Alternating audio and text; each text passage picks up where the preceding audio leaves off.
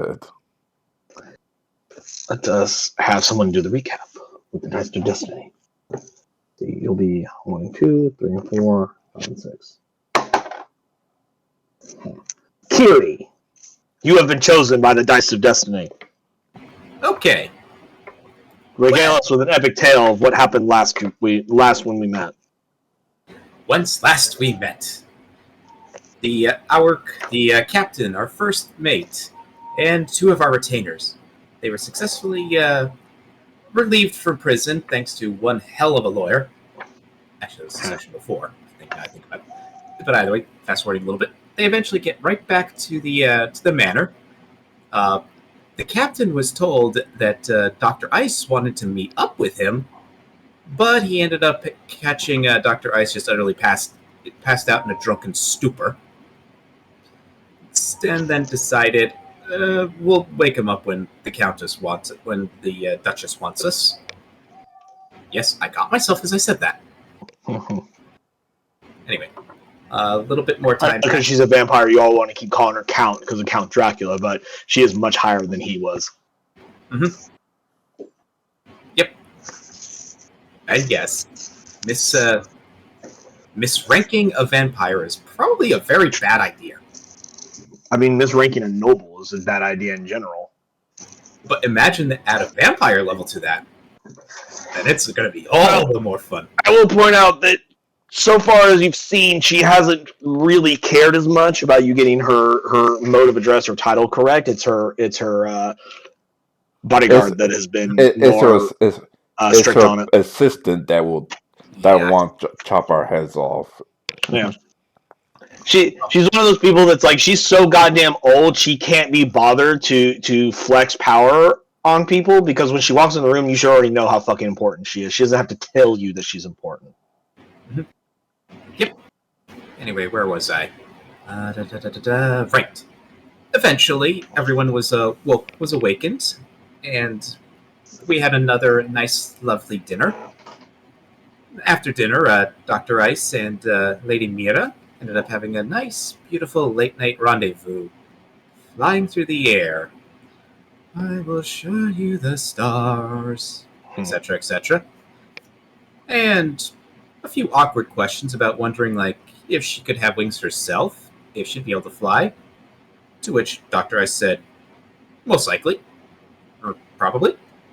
It had Lady Mira go running down towards to Lord Edmund. And eventually, she obviously went away and went down to find Edmund.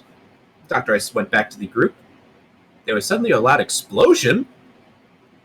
And apparently it turns out that the youngest boy, Nikolai, apparently escaped again, somehow. But a bunch of Death Knights just spanked his ass and put him back in timeout. Such unruly children. It's hard to control them once they get older. Yep. Then eventually, Lady Mira came back into the dining room, dragging me out to do some experimentation and get some measurements done by Edmund to get an idea of what will be a good wing design, get an idea of what each area of the wing does, things like that. And granted, this actually would have been done during this session, which is kind of why I asked you about how long we've been playing. The characters have been in the campaign, because chances are Dr. Ice is approaching the point of molting. Oh. So he could give a few non-primary and maybe a or two primary flight wing feathers. It's for reference points. Cool. Granted, he would present. Edmund would most appreciate it. Yep. Mm-hmm. And the measurements and math continues. Also, actually, yes. And that's pretty much about it. No measure the fact that, well, then again, what's it called? Is going to be here at least this week to inform us that there might be enemies that's in the warehouse district. Yep, I got the warehouse district in the Brampton district. Not to mention that that the Duchess says, "Hey, there's something suspicious in warehouse. Plus, there's some competition I wouldn't mind from them to for their." Well, she mentioned that she might have a task for you, but she hasn't given you any specific Okay, never details mind. beyond So yeah, that. she has some she might have some tasks for us. She also provided us a writ of marquee, so we actually can do our work legally. Well, she gave you Legally, as you long as legal leeway when it comes to doing tasks for her, under her, as as long well as it's under as her, we can't exactly like yeah. run up in the streets and said put your hands behind your back. Oh God, no! We just go after very specific ships. It's one of those things where it's like you can probably get away with a lot of things because of her protection, but if you cause her too much embarrassment, she might not cover you anymore. There are limits. Yeah. Our marquee basically would cover like ships of probably like certain companies or countries. Anything beyond that, Don't only you're on your work own. in the city. Like if you were caught somewhere where you weren't supposed to be, you could be like, "Hey, I'm working for the Duchess. Fuck off," and the guards will be like, "Ugh." Here is my writ from the Duchess. Although I don't recall her giving you a specific writ. Well, she Okay. was, And I okay, guess right. That's just what I know that like that thing to be like when you give permission is like a legal privateer. Well, she's not a queen, so she she's doesn't not have a the authority to queen, give you but that. so she can't No, exactly what she make us a has is that privateer. she is your patron, which means you can invoke her name and an extension of her authority to get out of trouble. So, like, if you get arrested, you could be like, "Hey, fuck you! I know the Duchess, and she's gonna beat your ass." like what me and what Foreign did, and thankfully that Laura showed up because obviously the police didn't believe us. That gives me a great idea. Let's figure out how the continuancy of governance works and make it so that Sophia Casimir actually becomes the true undisputed ruler of Baldur's Gate. Oh God. Oh God, no. Okay, first off, the way the government works in Baldur's Gate is that's not how it works. There are It's dukes of Baldur's Gate, and each one controls a different aspect of the government. There's the like the Duke of Grand Dukes, I should say. The Grand Dukes, which is a title that they were given back a long time ago when Baldur's Gate was a place of where a bunch of like pirates and sailors hung out and built a fucking city. So the Grand Dukes are the ones who run the city. It is not a monarchy. It is I forgot the name of the type of government. Not oligarchy, because oligarchy is multiple nobilities controlling the government. These are like 4 people. Plutarchy. Something like that might have been. And like there's like like one of the Grand Dukes is the one who runs the Flaming Fists and is in charge of like the security of the city and stuff like that. Others, these are things I'm trying to remember immediately off the top of my head. I don't have the wiki open in front of me at this moment. But the short answer is that there is no king or queen of Baldur's Gate. That is a different form of government that does not exist here. Yep. There is no monarchy here. Yeah. The joy of plutocracies. And yes, I had that in my notes.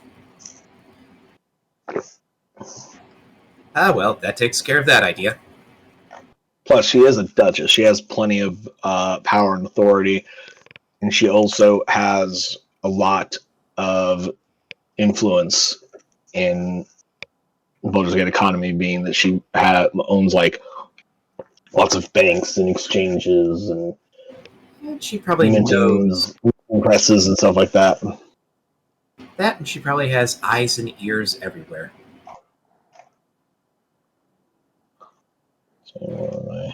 So She would probably know what exactly the So here manager. it is. I wrote it down. Owns multiple minting facilities, custom houses, banks, and exchanges. Heavily involved in the trade, coinage, exports out of Baldur's Gate.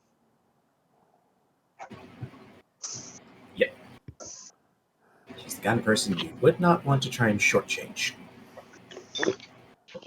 She would find out very quickly. Really, that boils down to she's filthy goddamn rich. Mm-hmm. But we'll say that most of these activities that you've described in your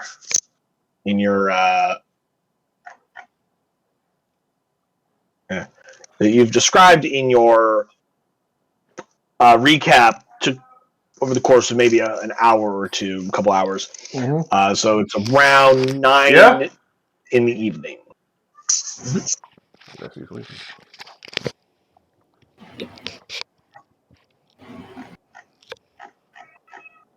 And since I'm probably still with those two, after giving Edmund the primary and non-primary flight feathers, I'd like to turn to Mira. And this is my gift to you. And he pulls out another primary flight feather. One that is loose, basically about to come out because of molting. This is my gift to you, Mira. Squee! And I do have one other gift for you. Something that you probably have not had before. Oh. And so, Dr. Ice, he brings his arm out, takes out a nice clean knife. Actually, let's go back two steps. Dr. Ice takes Lady Mira's hands and leads her to his room.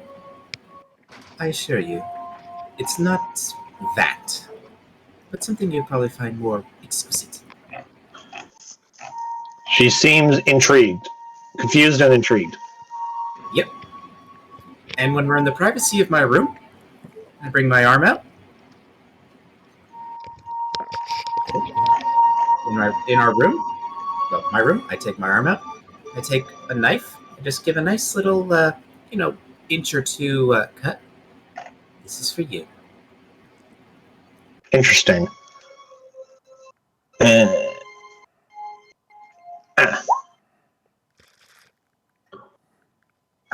Blood freely given. Cool. You take 6 piercing damage and 12 necrotic damage. So 6 and 12, so 18. And your hit point maximum is reduced by 12 until you take a long rest. Give me a second to actually write all that nonsense. Okay, actually open my character sheet so I can write that as notes. You'll take a long rest before the morning, so it was just a joke. I was just throwing it at you. Yeah. Don't worry about it. Mm-hmm.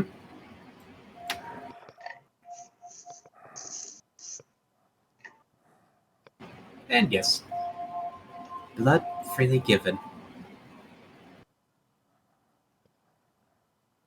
How happy does Lady Mira look, like, during all this? She looks certainly satisfied when she drinks some of your blood. You feel a little woozy, though. I hope it was to your liking, Lady Mira. And I would It was delicious. And I would love to go on another flight with you in the evenings.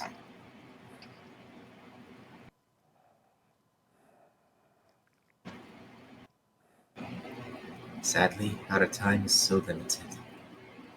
But I must bid you adieu. And he does like the attempt of like kissing the back of her hand again. She bites you again. I'm just kidding. She just turns to a cat. You grab their paws. They just.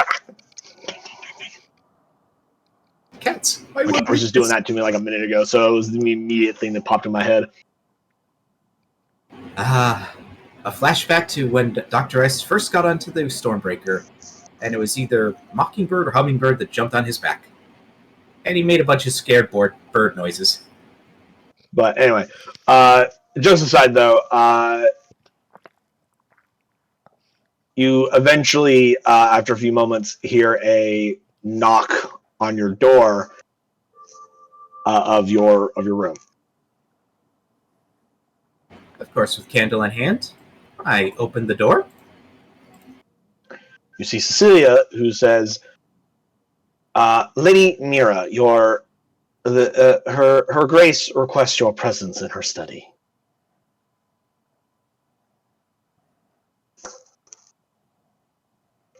She goes, "I thought Mom was doing that tomorrow night." And Cecilia just says, "Obviously, she changed her mind. I do not." Or she says, "I simply do as I am bid."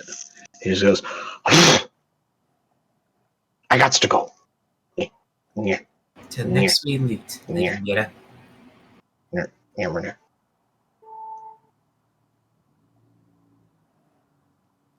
She's gone for maybe 5 minutes, and then if you're still standing somewhere where you can see your door, she comes back with like a bowl in her hand, and she like dips her hand into whatever's in the bowl and starts drawing shit on your door. She draws like a big circle and then starts drawing a bunch of runes and shit. And it's like whatever the liquid is, it's this dark black viscous liquid. Hey, what's up? Lady Mira, it's so wonderful to see you again. Yep. I just realized I was having Dr. Ice flirt on her, and I have no idea how to flirt in real life. Ha! Ah. I hope that But yeah, she's like just standing at your door as you're like looking at her, and she's like drawing all these like symbols and runes like all over your door. May I That ask, what are I those? hope she's just. I hope she's not trapping you with a love spell. she's marking you as hers. What was that, Dr. Ice? May I ask what these symbols mean? She goes, they're this fucking weird magic thing that my mom does. She told me what to copy. She's the one that does the magic-y thing. I'm just putting the symbols where she tells me to. Probably. You'd have to talk to her. She calls it hemocraft. I'm not 100% certain. I don't know. I don't know. Something to do with Old blood. vampire shit. Something to do with blood. Interesting. May I accompany you? You hear from the hallway just around the corner. You go, technically, we call it Vitae. And you see the Duchess. I commit the word vitae to my memory. Vitae. Vitae. We vampires do not technically have blood in our bodies anymore. What exactly then happens to the blood? Because It becomes Vitae. And those with knowledge of how to utilize the power of Vitae can do lots of different types of magic. And she reaches over to the door and or rather she takes her hand and she takes her fang and pricks her finger, and that dark black viscous liquid pours out of her hand or out of her finger, and then she just kind of like takes it and like traces the circle, and then as she completes the circle, it glows and then perfuses into the door. that is amazing. She goes, "That should prevent devils from entering your bedroom." So my initial suspicion of that protection was right. There are many things that we can do with hemocraft, although it takes time. It takes time and preparation. This is a ward. It will ward off entities of an infernal nature. And if they do somehow pass this threshold, they won't have a pleasant time. Mira, dear, don't forget the windows. And she goes, yes. And she goes over to your window and starts doing the same thing. I then look to the Duchess and go, oh god, I just realized I'm now starting to sound like Anakin Skywalker. Is it possible to learn such an amazing talent? It was taught to me by my sire very long ago.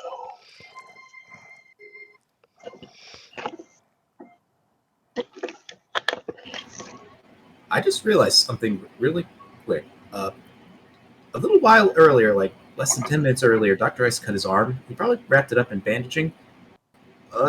Is he seeing like hungry eyes from the Duchess? No. Oh, thank God.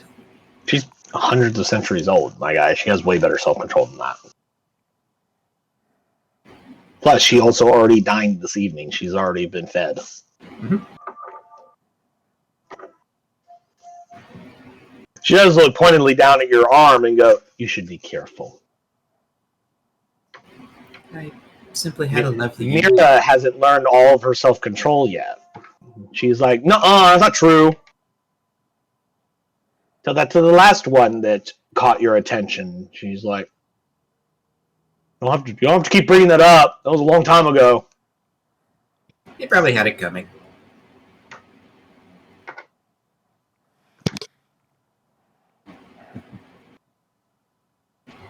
But, like, granted, it's obviously not going to be in blood. Dr. Ice is going to, like, once they eventually leave, just, take out his own journal and just start copying down the runes. Well, after she does her thing, the runes vanish from sight. What kind of... Okay, I'd like to try and memorize the runes as best as I can before they disappear. Intelligence check. 16. You think you got it? I think I got it, unless I'm going to write that.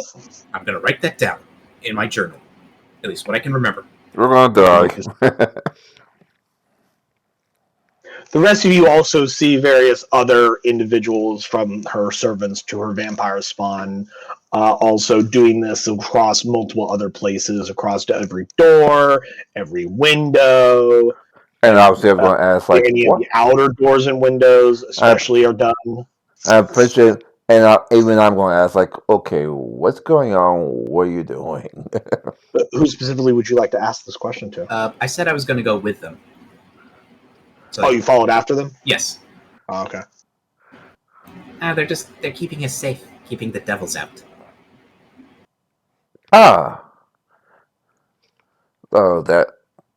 Would that count as Mr. Creve as well? Is your shipmate a devil? He's technically no. Like, descendant of one? Some sort of apparition? Tiefling. Technically no. The Duchess just kind of smiles for a moment and goes, the ignorance of education is still astronomical. Tieflings have the infernal legacy of a bloodline having it been mixed with them many eons ago, creating their own species. They are not devils by any means. They are humanoids just like humans, elves, dwarves, gnomes, halflings, etc. and etc. They just exhibit horns and forked tails instead of pointy ears or a short stature. Thank you very much. I was just curious. I thought that was obvious. Like, I'm sorry. Well, if you're not trained in medical science, doctor. I say jokingly, of course. And in a jokingly saying, they'd be going, yeah, fuck you too.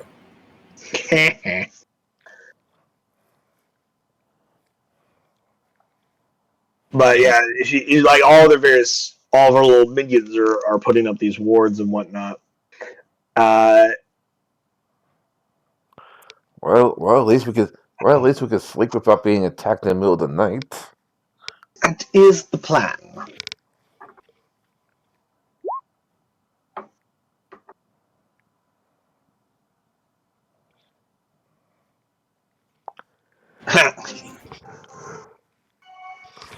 And yes, I'll keep going with them and just try and Let's see. Does she see you doing this? Let's see. Perception. Dr. Rice, are you trying to hide what you're doing? No. Oh, okay. With her with her 17 passive perception, she happens to glance over and sees. She leans in and goes, "You want to put more of a curve on that." Also, in case you're wondering, only vampires can do this magic. Oh. I just pass a You have to draw the not. power from the vitae in your body. You don't have vitae. I'm Magic. Only I'm vampires. passing through it and unless you're willing to feed them and only you, we're not gonna give vampire this ship.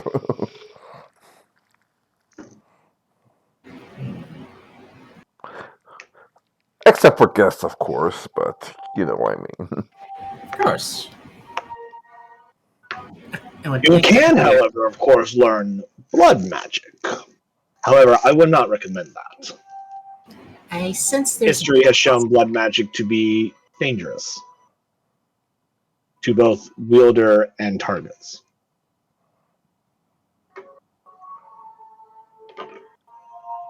I sense aside from the potential risks, there's In fact, blood magic, mortal attempts to copy our hemocraft is where blood magic originated from.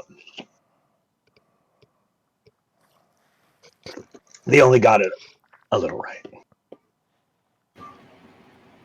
Why are you presenting me with an intellectual challenge that I want to try and compete against? She says, I will inform you that blood magic does require one to channel the pain and suffering of to fuel the magic, as well as it most often requires actual living sacrifices. Our magic does not. I remember the which is why I don't recommend it. It's not very good for the user. And jokingly out character, I remember the Hippocratic Oath doctor. Joking out of character, of course. The hippopotamus went out. Above all else, do no harm, asshole. That sounds silly. Captain, you recall what we do for a living, right? If they're a ward and I'm to take care of them, I'll do my best to keep them going, but if they aren't, well, fair game. Especially if they shoot me in the face. Sort of like a bitch. Do you often get shots in the face, Doctor? That was the one time I tried to play nice. The one time. I was hoping to get a marksman in our group. She shot me in the face and escaped out the porthole. Last time I tried playing nice cop. Shot me in the face. Last time I tried to be the nice guy, the nice doctor, with potential POWs. I'll do what I can to keep them going, but I'll give them the base level bed care manner, and not trying to be nice, unless they actually do something to deserve it.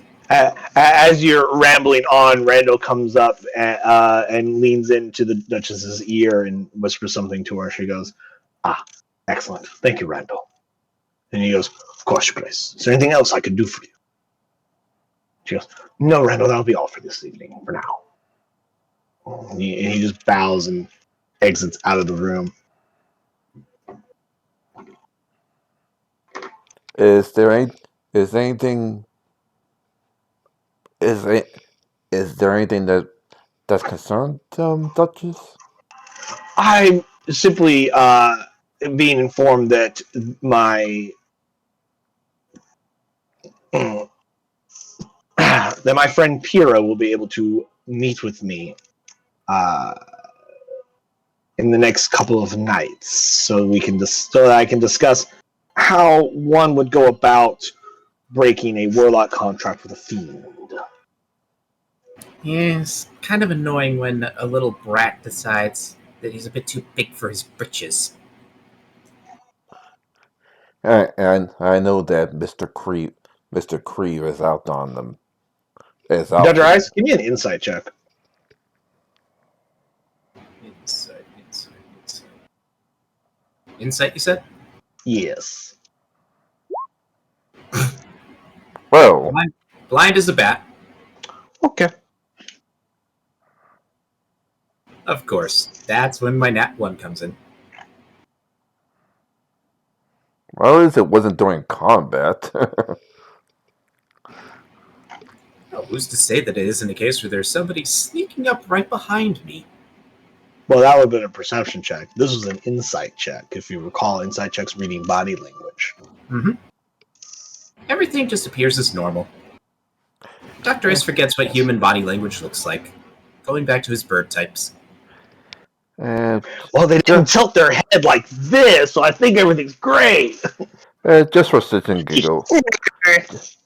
Just for shits and giggles. Although I'm probably gonna get even less than Ice, but It was just Dr. Ice. Somehow, Nobody else. huh? No, it was just for Dr. Ice. Okay. because theoretically I'm the only one paying attention to this.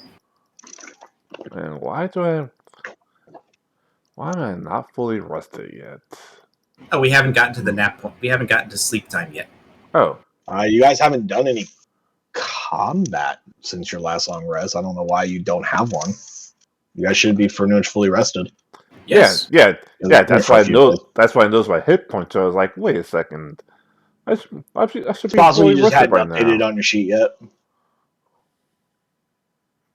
Did you have some indigestion that kept you from getting a good night's sleep?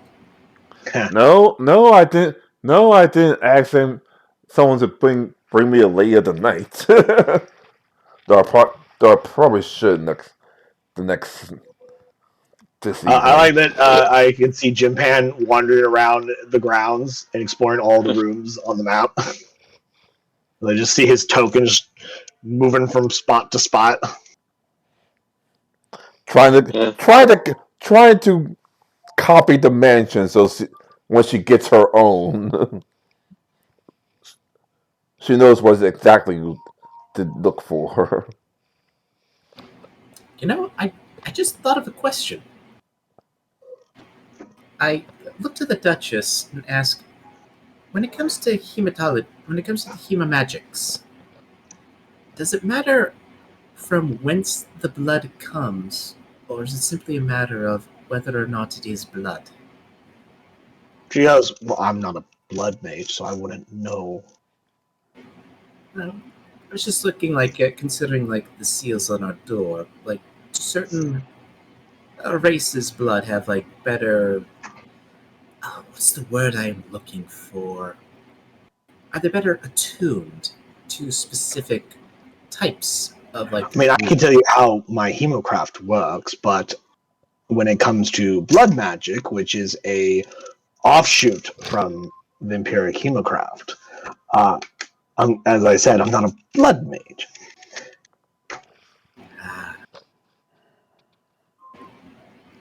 Just little idle musings, wondering whether certain runes that are of protection. Many of us refer to this as blood sorcery. I don't We are judge. innately born with the capacity to do so when I we don't are judge. vampires. Do not worry, I don't judge. Well, it has nothing to do with judgment. I was simply saying that, as I said before, blood magic, as you know it as, that some mages of the living practice, was a failed attempt to copy what I'm doing right now. Thus why it works the way it works.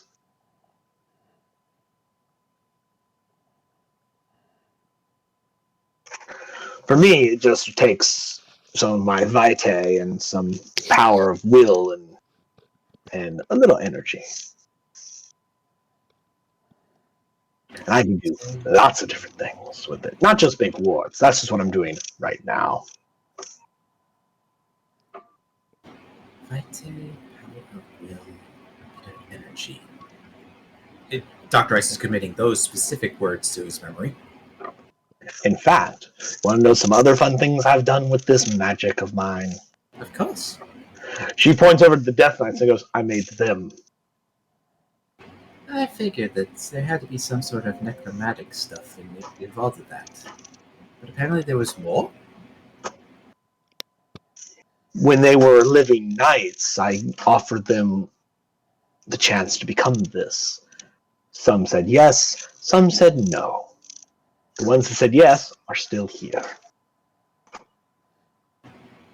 Ah, and I assume that The ones that said no, unfortunately, died many, many centuries ago. Old age, of course. Or they died in battle. Of course.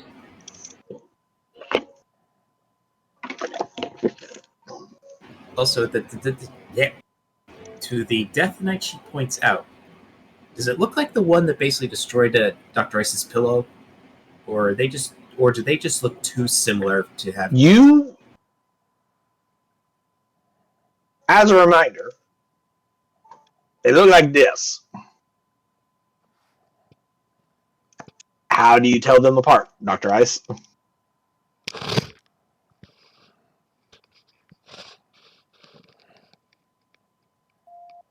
You don't. I mean, they look like corpses in very similar armor.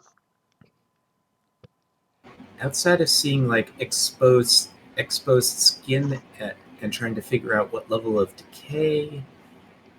Roll me an insight.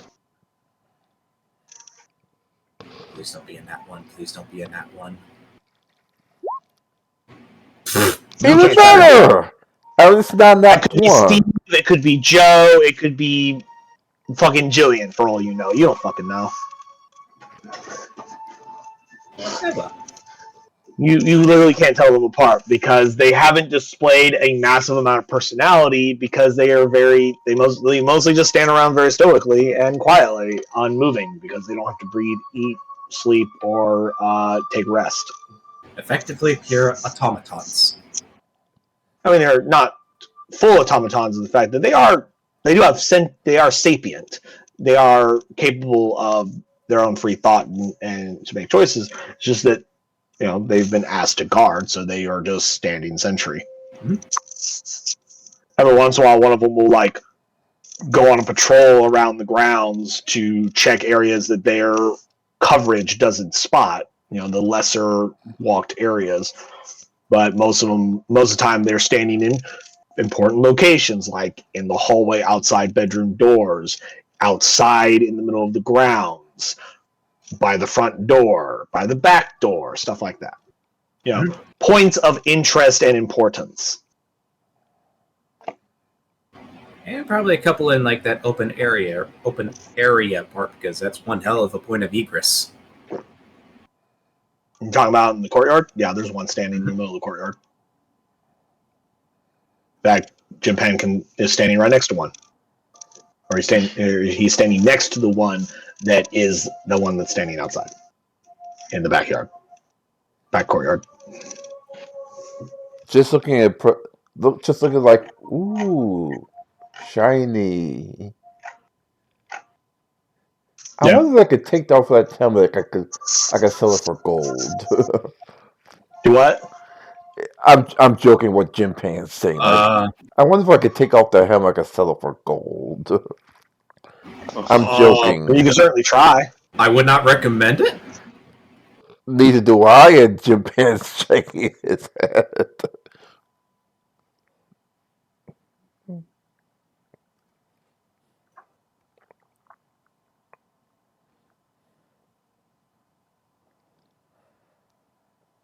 But that's how she spends the rest of her evening. Is there anything you guys want to do while she's putting various wards everywhere? Because you notice, what she's doing, it's not like she just goes quick spell and she's done. No, like they have to draw it out. She has to imbue her magic into it, and they have to do it on like each separate doorway. They're putting them in hallways. So she's so Like she's it, so like a lot of what she does. While it might, you don't know how powerful it is, but one of the things you immediately notice is it takes a lot of her time. so chances are that's going to be her for the entire evening. That's pretty much what she's doing. You do notice that she does do a different symbol on certain spots, such as at one point they have this like large rug area, and she has some of the servants like drag it back, and then she traces out this like pentagram that overlaps with a second pentagram. So instead of, but it doesn't overlap perfectly. It overlaps slightly offshoot. So it creates All a right, 10-point like circled star. and I'm like, is And someone Dr. going to Ice, bust out the? Is someone going to burst out the floor? She goes, "Oh no, this is what is referred to as a devil's trap." Ah, and Dr. Ice is copying all this stuff down. It was I'm like, originally created for trapping devils, dude, but it can remember also trap other things. Whatever I set it to, once they step into this circle, or I'm like, dude, we don't have any blood mages what's, on this ship. but if we could find one, that'd be cool. even if But you had blood mage, even if that's you a had waste a of blood time. mage, he couldn't copy anything she's doing anyway. Like I said, it was the vampire with blood sorcery. A human guy thought, "Hey, man, I could copy that," and then he fucked up, and that's how blood magic got made. And then they've separated from that point since then. There are two separate schools of. There's two separate types of magic. But They yeah, don't overlap anymore, other than the fact they both technically use blood. but yeah, that's what I'm pretty much telling you. It's like Ice, no offense. And But it's good. she It's carves good it, to or she like traces it in there, and then they take the rug and they put it back over top of it. it's good to write She things goes, down. if something that I have set it to steps in it, it will lock them inside of it. Like it's good to write things down, but we don't have any blood sorcerers on the ship, and like You I don't have said, any vampires on your ship. we can't exactly have a vampire on as a crew member full time. I do have a question, Duchess. I do have a yeah. I do have a Yes. question. Let's just say bait was required. Obviously, the trap would be set to trap a specific kind of fiend. No, Obviously, I just set it to trap fiends. So if they step into the circle, they get stuck inside of it. true, but But it's more of a simple trap. It might trap a minor devil.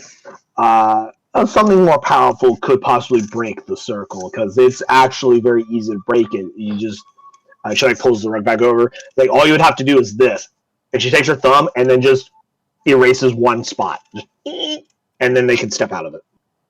and I make note of that as well. She puts and then she like redoes it. Some entities could crack the floor or summon water to rain down on it or find a way to make a pipe burst. Like there's anything that would cause the breakage of any part of this symbol would nullify its effects. It's a very simple thing. It's for something of intermediately or higher entities, it might be a mild inconvenience. Might slow them down a little bit. Or just mildly annoy them. And that could potentially increase the risk if there's bait, because the bait could panic and accidentally damage the circle. Well, I mean, you can touch it. She starts stepping on it and whatnot. It's if you attempt to erase it. You have to, once it dries, which it has, Vitae dries pretty quickly. You can step on it easily, and she hikes her dress up a little bit, and you'd have to really scuff it. You have to really scrape your foot against it to really erase it. Work. So what is this? The rug is just to hide it, and she like puts the rug back over top of it. That way they don't see it. Of course. This has been around a long time. A lot of devils will recognize what that is immediately if they see it. Of course, if they see it. Oh, curious. How's that rebel son of yours taking his let's just say medicine, if you will? He's being stubborn. Unfortunately, I can't get him to tell me the terms of his contract because that goes against the terms of his contract. Of course. Unfortunately, I haven't heard back from Mr. Creeve And yet. part of his contract prevents me from exerting my authority over him. And like So I I said, can't command him. My authority has been superseded somehow. I don't understand how this contract works, so I'm getting an expert to help explain it to me. Wait. I don't do fiendish contracts, obviously. At least we know our enemy is smart. Wait a moment. Once I understand how it works, or at the very least how to find information on the contract itself, I might actually be able to do something. But right now, he's in his coffin with silver chains wrapped around it.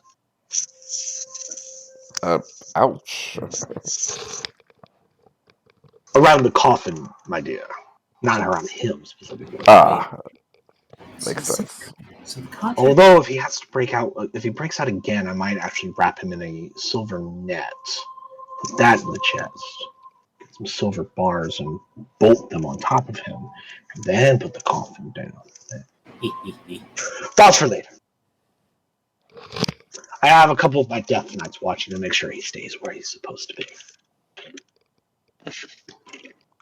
Once again, never piss you off.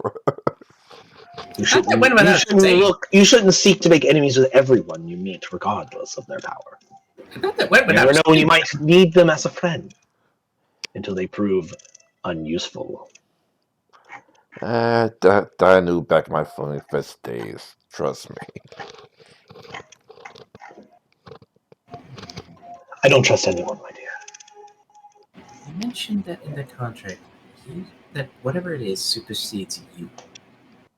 Is it just you specifically? The bond of a vampire lord and their spawn is powerful enough for me to command them to do anything.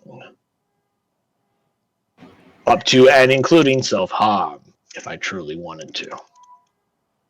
And you see, with your passive insight, you notice that any of the vampire spawn that might be within earshot, you kind of see them shudder a little bit, and like quickly shuffle away, hoping they weren't noticed.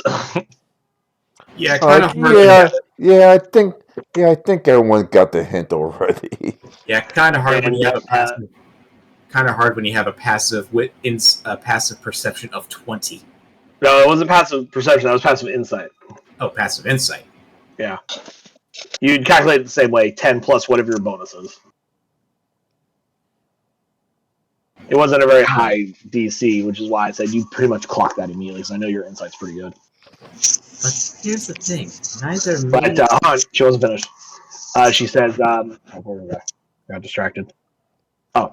And she says, however, as apparently part of his contract, for whatever it is that he's doing, part of it included breaking that bond, which normally is not broken unless I allow it to be broken, which means that I would allow him to become a full vampire.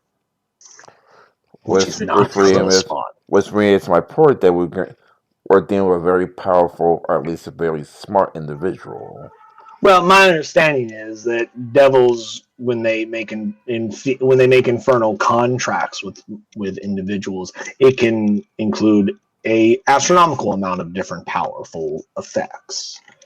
Doing something such as blocking or suppressing my ability to command him with my magical tether to him seems minor in comparison to what I've heard these contracts can do. After all, it was a contract that created the entire species of the tiefling in the first place. As one example that we've discussed this evening. So theoretically, as we have no connection to you, blood, vitae wise, You're theoretically, definitely not vampires, yes, obviously. yes, obviously that. Theoretically, he could not supersede us. So, if we were to affect. Well, I mean, I can still yell at him to do things, and he can choose to do them or not. The difference being that I can't force his will to do what I want against it. That's the problem. But if we were See, to lie to I can him. command anyone to do anything. Watch, you jump on one leg, and she just points at a random maid, and she just starts jumping on one leg, and she goes, I am a duchess, and I have lots of power and money. I can command anyone to do just about anything. Here's the difference, though. She can stop whenever she wants. What I can't do to my dear son Nikolai is I can't make him do things whether he wants to or not, which is normally what I could be able to do with a vampire spawn, one of my spawn. But we are an X factor. Something that's probably not in the contract. I don't, Dr. S, I don't think you quite understand. You don't have the ability to magically control one of my spawn because you are not a vampire and they're not your spawn. I don't see how this has to do with anything of what you're talking about. Sorry. Never mind then. Yeah. So just ignore like what Dr. Ice has been saying for the last minute or two. Because I was about to say, like, it's like you can't exactly control what happens on the ship without going through me or LaFurren. Now both of us Invoking your Now authority. both of us die, then you become the captain.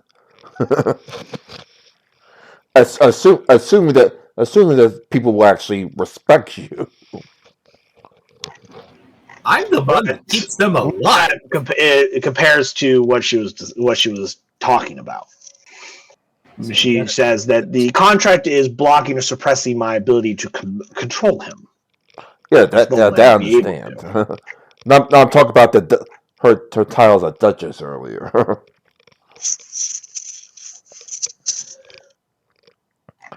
Well, technically, I can't Which force means that I can't allow him to roam freely because I can't ensure that he won't just summon a bunch of devils and attack us again. or probably would. gets reinforcements that aren't or gets new reinforcements that aren't double bound, like he did those mercenaries earlier. Speaking of the mercenaries, I look towards Lady Mira. How did those mercenaries taste? She goes, boring, generic, human. Nothing of value then. Got it. You hear one of the others walk by, Zarya walk by and goes, one of them was type O, though. Those are always delicious. The universal donor. So rare.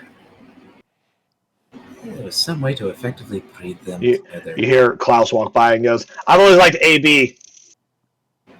Negative or positive? From someone who's typing in real life, I'm kind of scared now. I'm a negative. Klaus leans in and he goes, I'm sure some of you may or may not know about the blood types based on personalities dictated by blood types. And he starts going on about this like crazy pseudoscience of like how you can determine someone's personality based on their blood type or whatever. I don't know if you guys actually heard about that, but that was an actual thing. And this one Yes, Like certain sometimes there's like a weird correlation to like people of a certain blood type exhibiting similar personality traits. and this one I'm slowly backing away. And he goes, ABs are deliciously prideful and arrogant. Good old physiognomy. Can't go wrong with that. And that's out of character. And then, like, Irino comes in, and her and Klaus start talking about the between her, Klaus, and Zarya all start talking about like various different blood sciences that have existed over the course of centuries. And eventually, it starts to go over most of your heads because, as vampires, they are essentially the foremost experts on all things involving blood. Even me? Roll me a medicine check. No. Good roll. Big number. No whammy. Stop! 14! Really? Eventually, the conversation steers into an area that you are less than specialized in. Or rather, eventually they start talking about certain things that you just don't understand because you lack the intuitive understanding of how of blood that a vampire has. It eventually reaches a point to where you are just not physically capable of understanding what they're talking about because they're talking about concepts that only a vampire would ever actually know or experience. I was about to say, I'll just ask my ship's doctor way later. They start talking about they start talking about tastes that don't exist in any food. It only exists in blood, and only a vampire would ever taste them. That's like some of the topics that start coming up. Eventually, you get lost. Despite all this, Dr. Ice is still taking notes, even if there's a whole bunch of question marks going after the statements of, like, tastes like marblem berries. The fuck is a marblem berry? Question mark. It's like, oh, marble berries are the most delicious of things. Because remember, as vampires, they don't actually eat normal food, so things that they use to describe certain tastes don't exist. Wait a second. They have to create different ways to describe something that they don't even eat anymore. So, like, they're not going to say it tastes like chicken. Some of these people haven't tasted chicken in hundreds of years. They don't know what chicken tastes like anymore. So they have to come up with new words to describe this flavor versus this flavor versus this flavor. Like, two questions. Are they poisonous? The marble berries? I've never heard of them. It's a type of blood dairy. Oh, never mind then.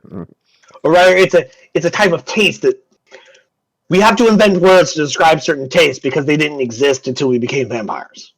Never mind then. And then when vampires did that enough times, eventually it became part of the vernacular. Like, it's a vampire thing, you can understand.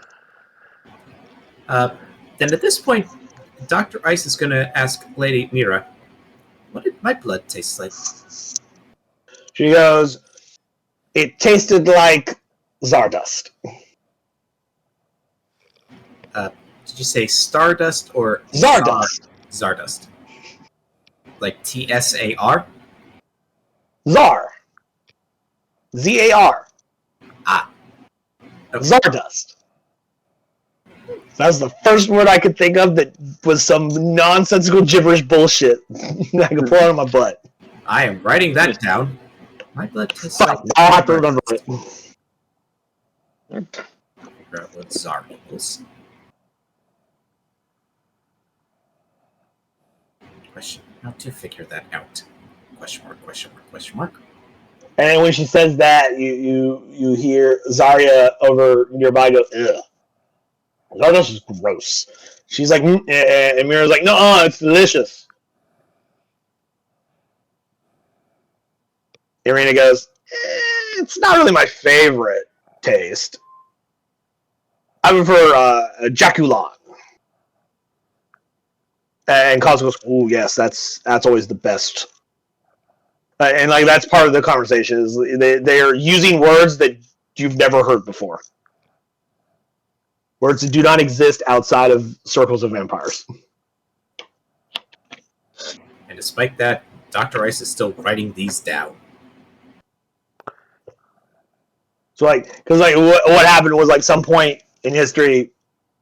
I'm making this canon now. Somewhere at some point, a vampire started just drinking a lot of blood and writing down, describing describing how it tastes, and then creating a word to describe that taste.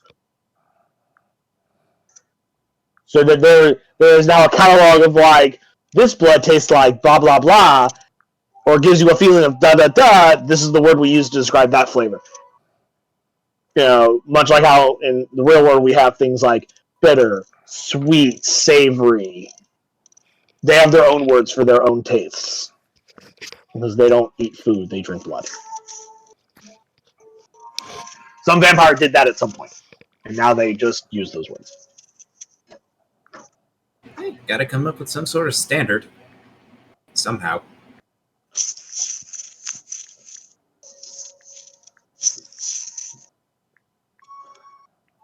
But yeah. As confused as Dr. Ice is, as far as what you're describing, he still writes stuff down.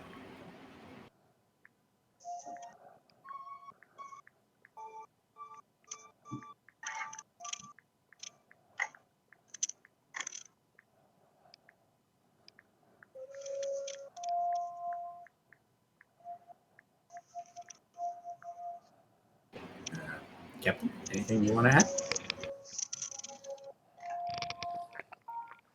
Ty, I'm here. anything you want to add? Once they start talking about blood, let's talk about how blood tastes. I'm like, this is way over The my conversation head. continues on. Mir, Klaus, Zarya, and Irina are locked in this conversation. I'm like It this. was on for I'm an like hour or this. so. The Duchess, though, does eventually wander off to go continue doing her things. I'm like And this is Katya way. is falling behind her. I'm like this is way above my pay grade. I'm going to ask if The vampires are largely ignoring you at this point, though. I'm going. I'm going to The ask one of the are services. in their own little conversation Right. as they are discussing. I'm going to ask one of the services. She could recommend me getting a lady of the night, if you will. Do what? Ask one of the servants if she could recommend me to recommend me going to finding a lady of the night. She looks at you for a moment and No, goes, no, not her. I meant, hey, do you know anyone know any place I can find a hooker? she goes, no. Oh, She's a bit too upscale for that. We don't have brothels in this part of the city, and I don't go to them. oh. So I don't have an answer for you, sir. The maid just kind of stares at you long, hard, and she just goes, I can't help you. Oh, I'm okay, sorry. okay. I'm sorry. I was just Yeah, asking. disseminate because Lady of the Night sometimes refers to a feminine vampire, so she had to be like, what? But there's four of them, five of them. You got a few right there. Until I corrected her, saying, "Oh, right, no, I forgot. I meant pro- prostitutes." And she's like, we don't have prostitutes in this part of the city. You have to go to a brothel. And I I know that, I know the city that has that definitely, brothels. I know that definitely not on the upper side of the city, and the gates are locked right now. Oh well. I guess I'll enjoy reading the book in the library then. Call me if you need me. Um, as far as the argument of blood flavor goes, is Edmund in that group or no? No, Edmund's last you saw Edmund, he was out in his workshop. I'm gonna go head down towards Edmund's workshop. Okie dokies. You get down to his workshop outside. The door is currently closed. I knock on the door. You see the Death Knight standing about 30 feet away in the middle of the courtyard next to the greenhouse, just hanging out. Could you move my icon to that area, please?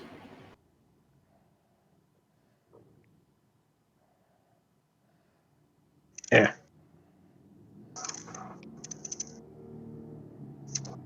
Okay.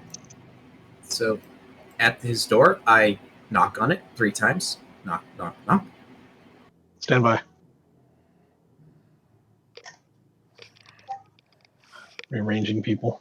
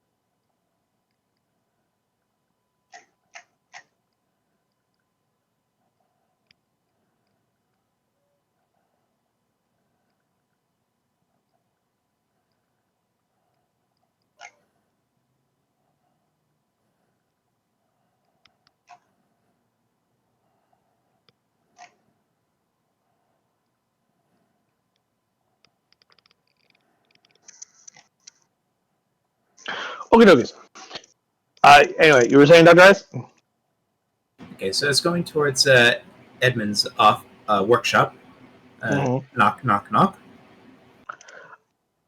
You do not hear any reply from inside, but you definitely hear something moving around in there. Or someone, I should say.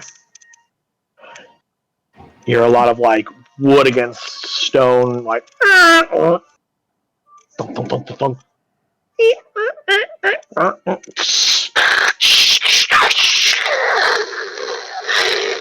You see, like, some flickering light. Lord Edmund, this is Dr. Rice. May I come in? He does not reply.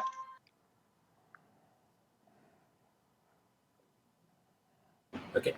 I'll simply rest against the door, and I will ask a very simple question. Okay. Do you happen to have an idea of what would happen if mortal blood and vitae would result in?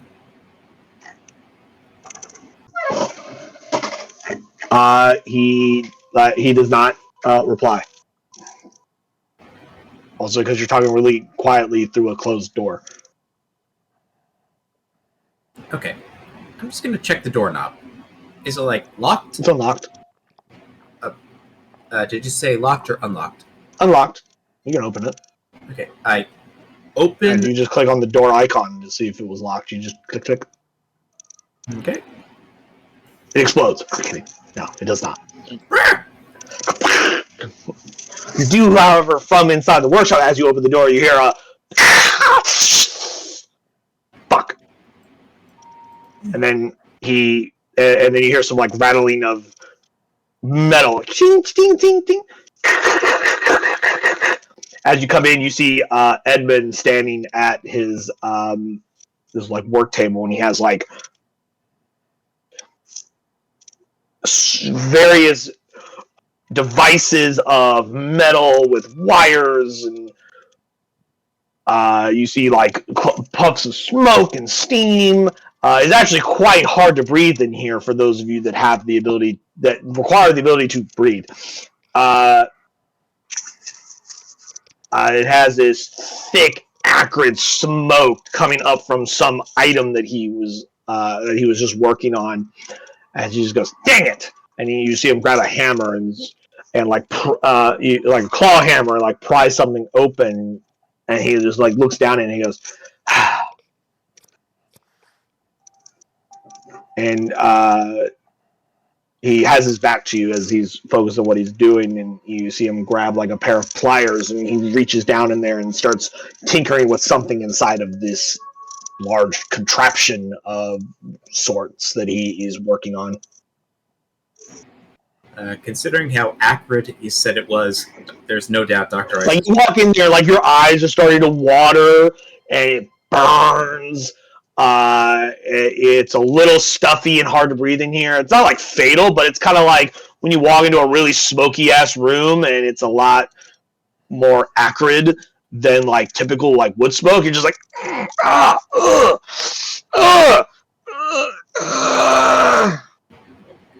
At this point, Dr. Ice is just going to use his There's no wing. ventilation in this room. This would be a huge OSHA hazard if he wasn't a vampire. Dr. Ice is using Because his there's wings no as a ventilation in fan. here. Anyone that needs to be able to breathe has problems, but he's a vampire and therefore doesn't breathe. So lack of air is not an issue for him. Everybody else, it sucks for. Dr. Ice takes a step out, gets a couple of deep breaths, holds his The breath. door open, you see some of that trailing out, kind of filtering out because now you've created ventilation. Yes.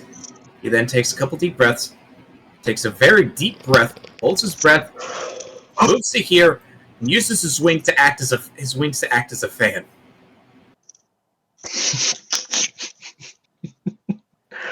As you start to flap your wings, some papers that was sitting on one of the tables goes. And everyone goes, "Oh shit! Where'd all this air come from? Fuck!" And then he starts grabbing all his papers.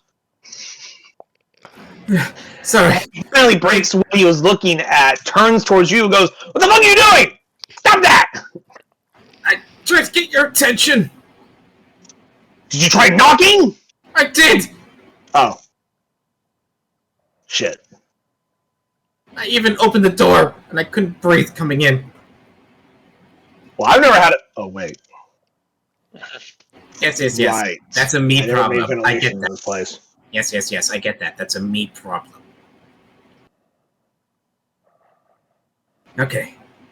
That might be why the servants never want to come in here. Okay. Yeah, I should put ventilation in here. It's a bit better now. It's been a long time. How does breathing work again? Is Dr. Ice about to explain air going into lungs? From a mechanical standpoint, you understand, like, the concept of the bellows, correct? Well, yeah, I still have to suck air in order to talk. Yeah, the vocal cords still have to have fucking air go across them to vibrate. But I was just like, what percentage of gases do you need in order to breathe? And usually it's around, like, 8% oxygen, 20% nitrogen, and then a whole bunch of, like, other random things. And this is the minimum requirements for breathable air. He's like writing this down. Typically. Could rolls that up. I'm giving those numbers because that's what I thought I remember from one of the simulators I played. He goes, excellent. Yes. I should probably put a vent somewhere in here to get the smoke out. At the very least, it'd help make it easier to see in here. That it would. Anyway. There was a question. That corner there, and over there. Both. I think both? Yeah, probably two of them would actually filter it out better. He pulls out another piece of parchment and starts doing like a quick sketch of blueprint ideas. You're starting to realize very quickly Edmund's the kind of person who gets super absorbed in his work and he stops paying attention to his surroundings. He has hyperfixation and hyperfocus. Edmund, I do have a quick question for you. Huh? Oh shit, you're still here. Yes. What do you need? When it comes to the sciences, what fields would you say that you are the most proficient in? All of them. Okay, so as a hypothetical, if Vitae were to be Not mixed science. with a mortal's blood, Not science. Can't help you. That's magic, and only my mother knows that kind of magic. She never taught any of us. shame, because I had a bit of blood I was willing to donate to try and understand that subject a bit more. Doesn't work. At this rate, needs Dr. Ice will be vampire dry blood by the or time this vitae. session ends. Or Vitae. What was that, Ginger? Edmund goes, your blood doesn't work for her blood sorcery. Or her Hebelcraft, as she calls it. Probably because I'm the You're not a vampire. Mammalia. I'm supposed to be a mammalian. Yeah, well. Just Any vampire can do it if they are taught it. It's not a skill you just learn on your own. The vampires that first, historically, if I remember correctly, the vampires that first invented it were all very powerful mages that became vampires, that studied deep, powerful, arcane magic and lore, and then when they became vampires, some of that magic didn't transfer over properly, and then they had to relearn how to use some of their magic, and eventually that unlocked the power of Vitae, or the magical power contained within Vitae, and then they invented blood sorcery. Yes. That's the history of it.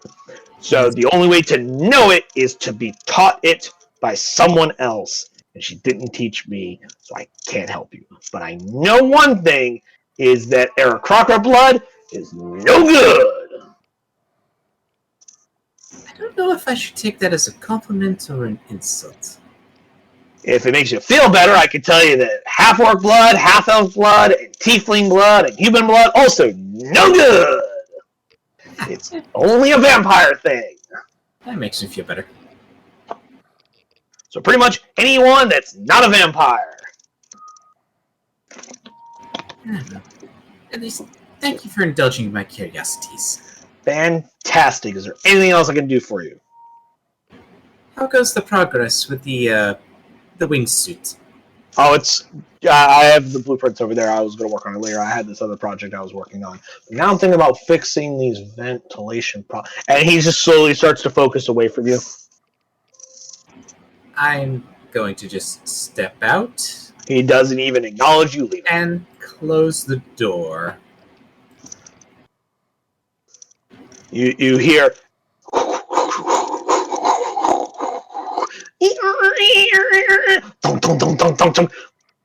as he continues doing something. You don't know what.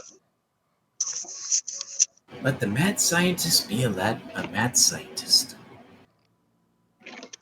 Oh, hi, Arcanist. How are you? Hello. Having a good evening? Yep.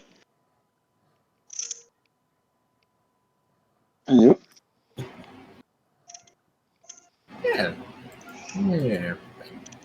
I got some things to do. Anything else anyone wishes to have done during the remaining of this evening? Nothing I can think of. Dr. Rice is probably just going to go right back to bed. At Like I this said- point, it's probably somewhere between 10 and 11 o'clock at night. Probably around his usual bedtime.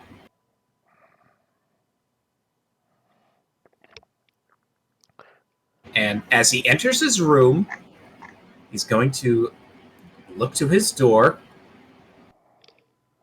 He's going to kiss his hand.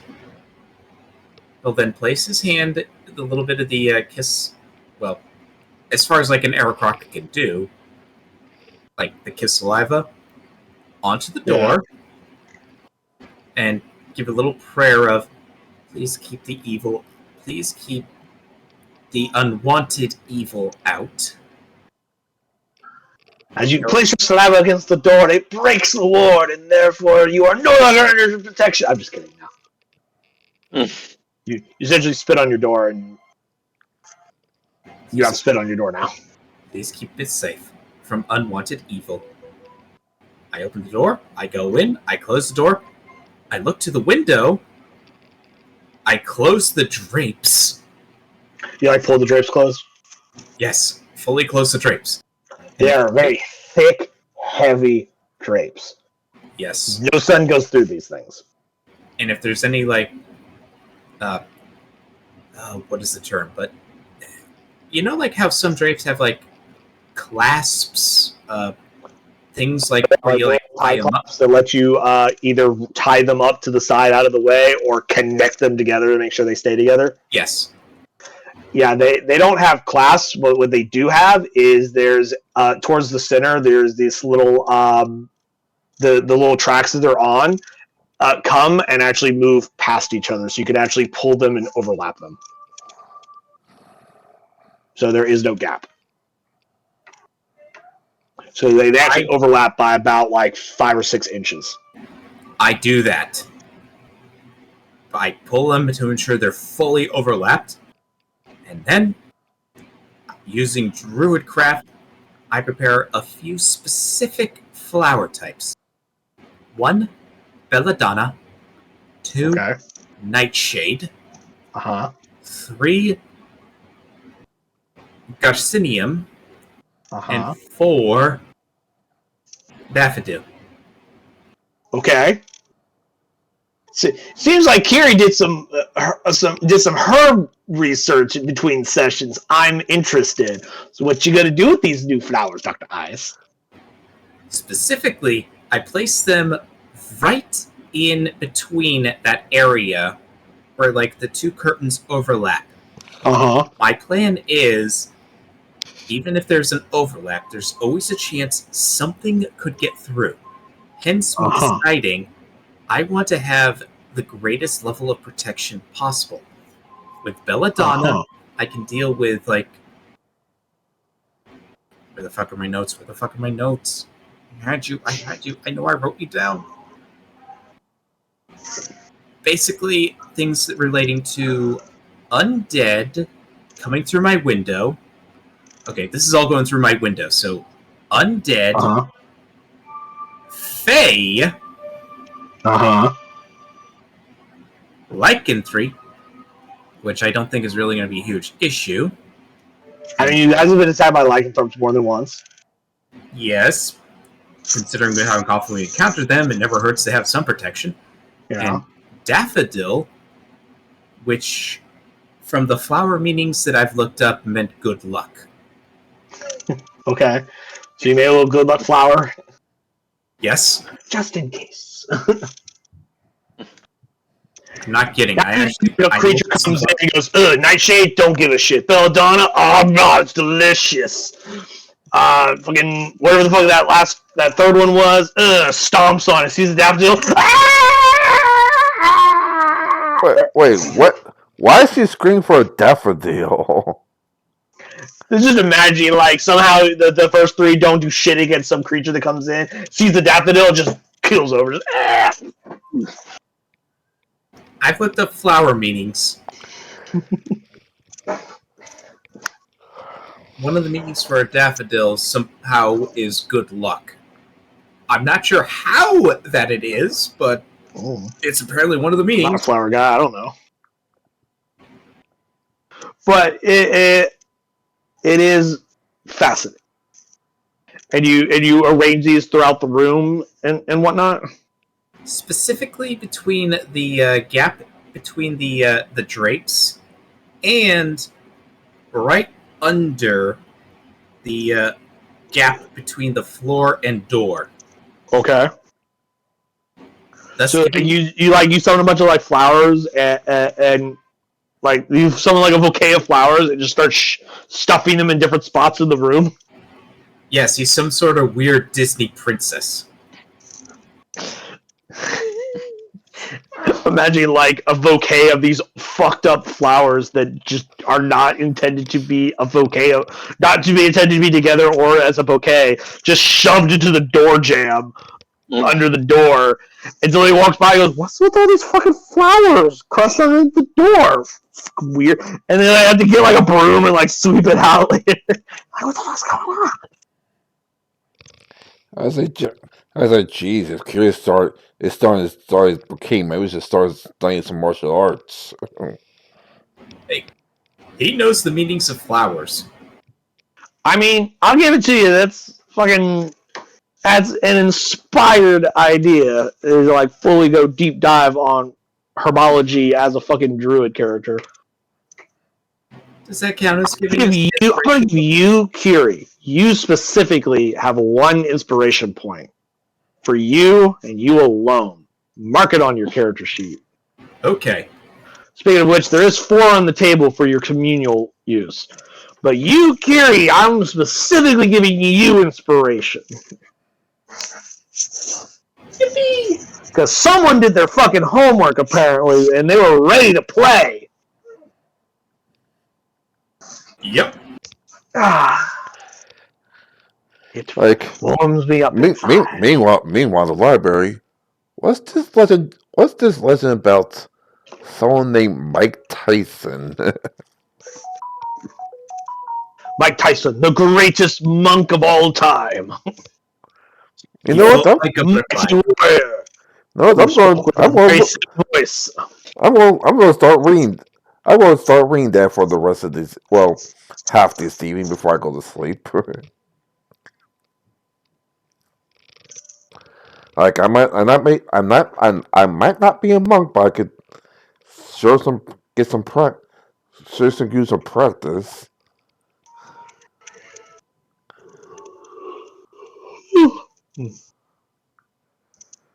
But anything else? Jimin, you've been relatively quiet. Is there anything that you would like to have accomplished this evening? I'm gonna take a bath. You take a bath? Yeah. It Again. was a glorious bath. Yeah. You provided any kind of insanely extravagant, nonsensical thing that people like in their baths. I usually take showers, so I wouldn't know all of that. But you're given shampoos and lotions and oils and whatnot. Yeah, I've seen. They give you a wondrous bath bomb. Makes bubbles everywhere.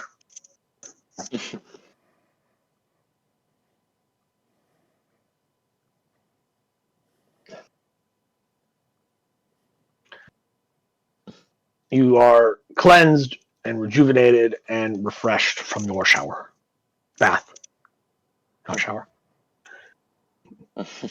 Showers require actual water plumbing and shit, which I don't know if that's a thing in the Front Realms. It's one of those things that doesn't get brought up very often in the lore, so I'm not sure. Ironically, I imagine the higher nobility, they'll pay the staff to do the work that the pipes would do. Well, I assume they would just take a bath like any normal person would. They just have servants go fill up the bath water for them instead of doing it themselves.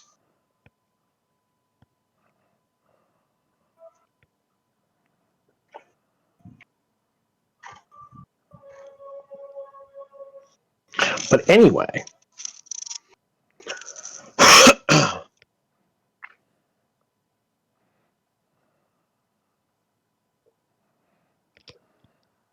Aurora.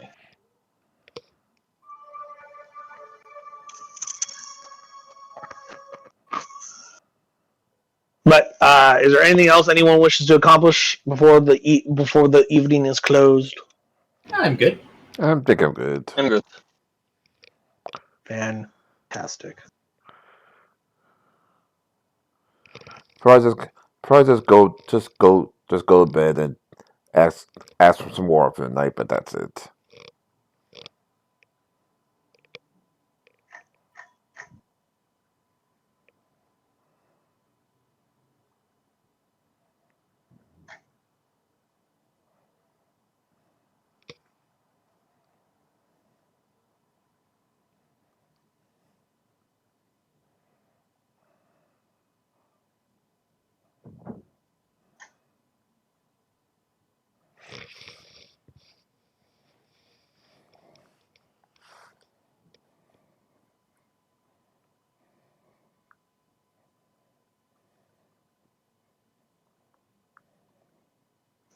The evening draws to an end. You get your full rest. What time would you all like to wake up at? I'm used. I guess as a captain, my mental program is waking up at like 6 in the morning.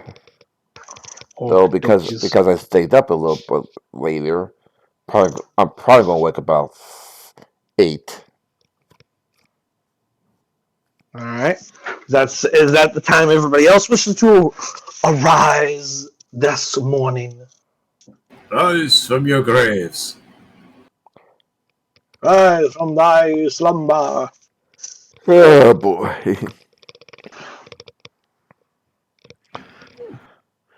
I was looking like, woke up a little late today. Uh, You all question. awaken in your various rooms, in your various states of repose and whatnot.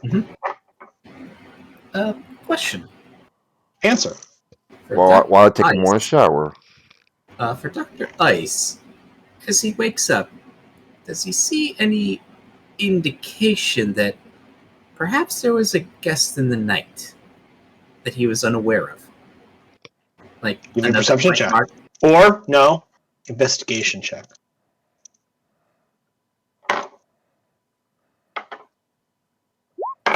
21. You wake up with a death knight in your bed. I'm just kidding. He's just hanging out. He's got a little nightcap. He goes, "Good morning." No. You don't see any signs of trespass in your guest room, Okay. as far as you can tell. And as I get up, I'm gonna just quickly check my body. Like, can I move You my arms? find no unusual or new marks of any kind, up and including bite marks, scratches, teeth marks, claw marks, tattoos, scars, burns. You don't see anything that wasn't already there before.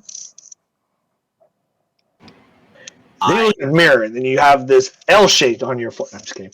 I started thinking of Smash Mouth with an L shape on her forehead.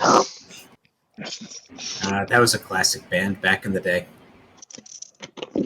God, that makes me feel old. But anyway, sometimes I have random things pop in my head. My brain works weird. But no, you don't see any unusual marks or anything of untowardness on your personage or body. I look under the bed. Nothing? Look under the bed.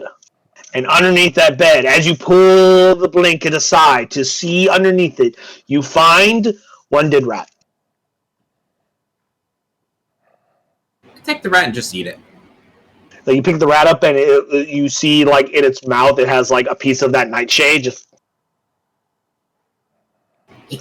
I know nightshade is toxic. I know too. So the rat ate it ate like a nightshade petal and, like, died. So you found a way to kill rats in your bedroom. So yeah. Yeah. Well, well. If you have a rat problem to shoot, we know who to call. That's not vampire rat. Sorry, that's not the were rats. Oh, you have easel. We got that taken care of. No problem. Okay. Druidcraft, I just basically dispel all the plants.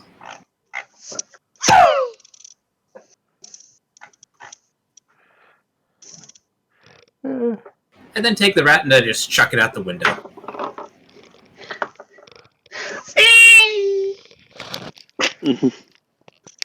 And it probably lands in my head when I'm like, aha, the sun. The sun is shining, the birds are chirping. Where's the rat coming down on me?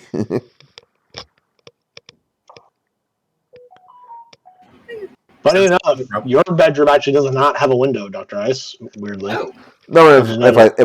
if I step out. No, I was looking at the map. There's no actual window there. It's just a wall. okay. So I actually Obviously, Fallon's room has a window, and so does the master bedroom that Ty is in has a window. Yours, strangely, does not. Okay, so drapes don't exist. Got it. But we can save that description for the other windows, because they're all the same.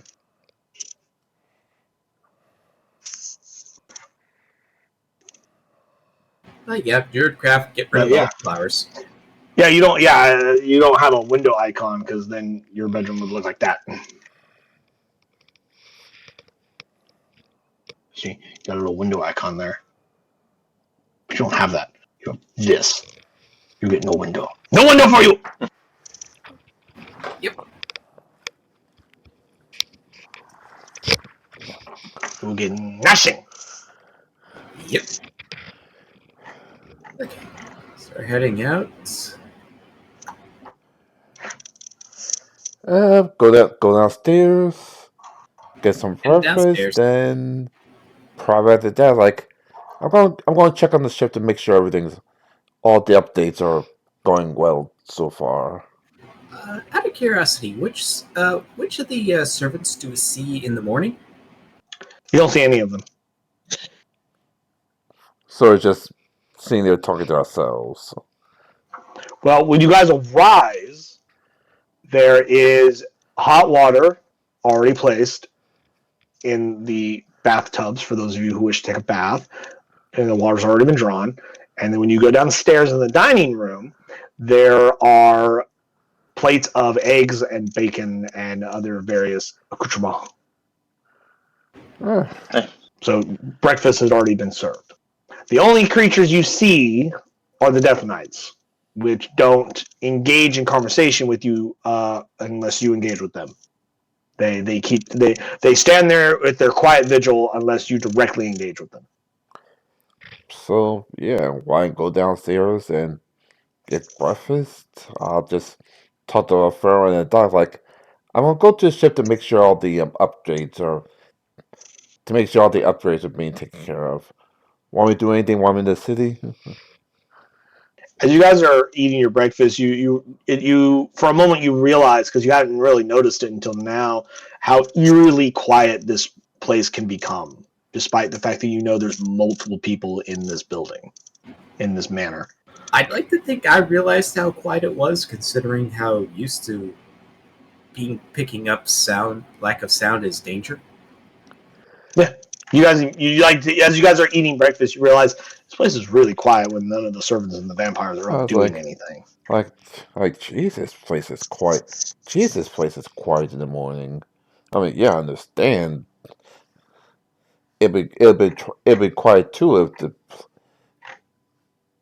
if the if the lords of this mansion are vampires, then yeah, in the morning it's definitely gonna be quiet. But still, Jesus. You see a rat like scamper up onto the table and like looks you guys. It grabs a piece of bacon and then runs off with it. I try to grab it. Roll me a unarmed strike attack roll with unarmed strike.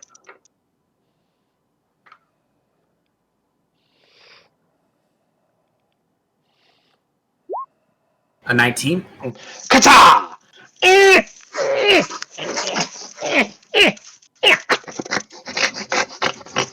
Starts like trying to bite your hand to make it let you go. I start biting. I just line up to punch it. I bite the rat. You do what with the rat?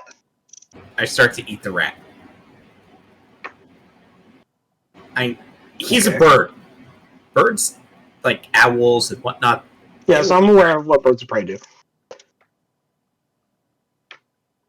Okay, so you eat the rat, which is still holding a piece of bacon, so it's a bacon wrapped rat. Mm-hmm. Like, and it's just like. I joke like, should I ask Drusilla to make you bacon wrapped rats from now on when we get back to the ship? Rats are they're crappy. Huh? Rats are basic foods. Wait, hang on. I was going to Veb. Me. Meh. You don't need to do that. I like the bacon. The rats. Rats taste like rats. The bacon is tasty. As you look up, as you're eating the rat, you glance up at the chandelier and you see about like 5 or 6 bats like hanging down from it. Like, those are. Well, it can't be the family. like normal ass bats just hanging from the chandelier. I say, well, it can't be the family. It's too early for them. The So the it's the, the just drapes no are light. open. There is sunlight coming into this room. That's what I'm about to say. Like, so I'm about to say. So I guess there are normal bats here That too. being said, though, the bats, because of the way the chandelier is actually hanging from the ceiling of the second floor, because the second floor above the second floor room above the actually sits the there is a overlook above this dining room on the second floor that's a balcony, if you guys recall that part of the building where the chandelier actually hangs. So Mhm. it's actually recessed up in shadow, in relative shadow and darkness in comparison to the bottom floor. So like the chandelier's up here, you guys are like down here, and so like the windows cover this area, but everything from like here up is in darkness because the sunlight shines down; it doesn't shine up. It doesn't But, curve around into the building.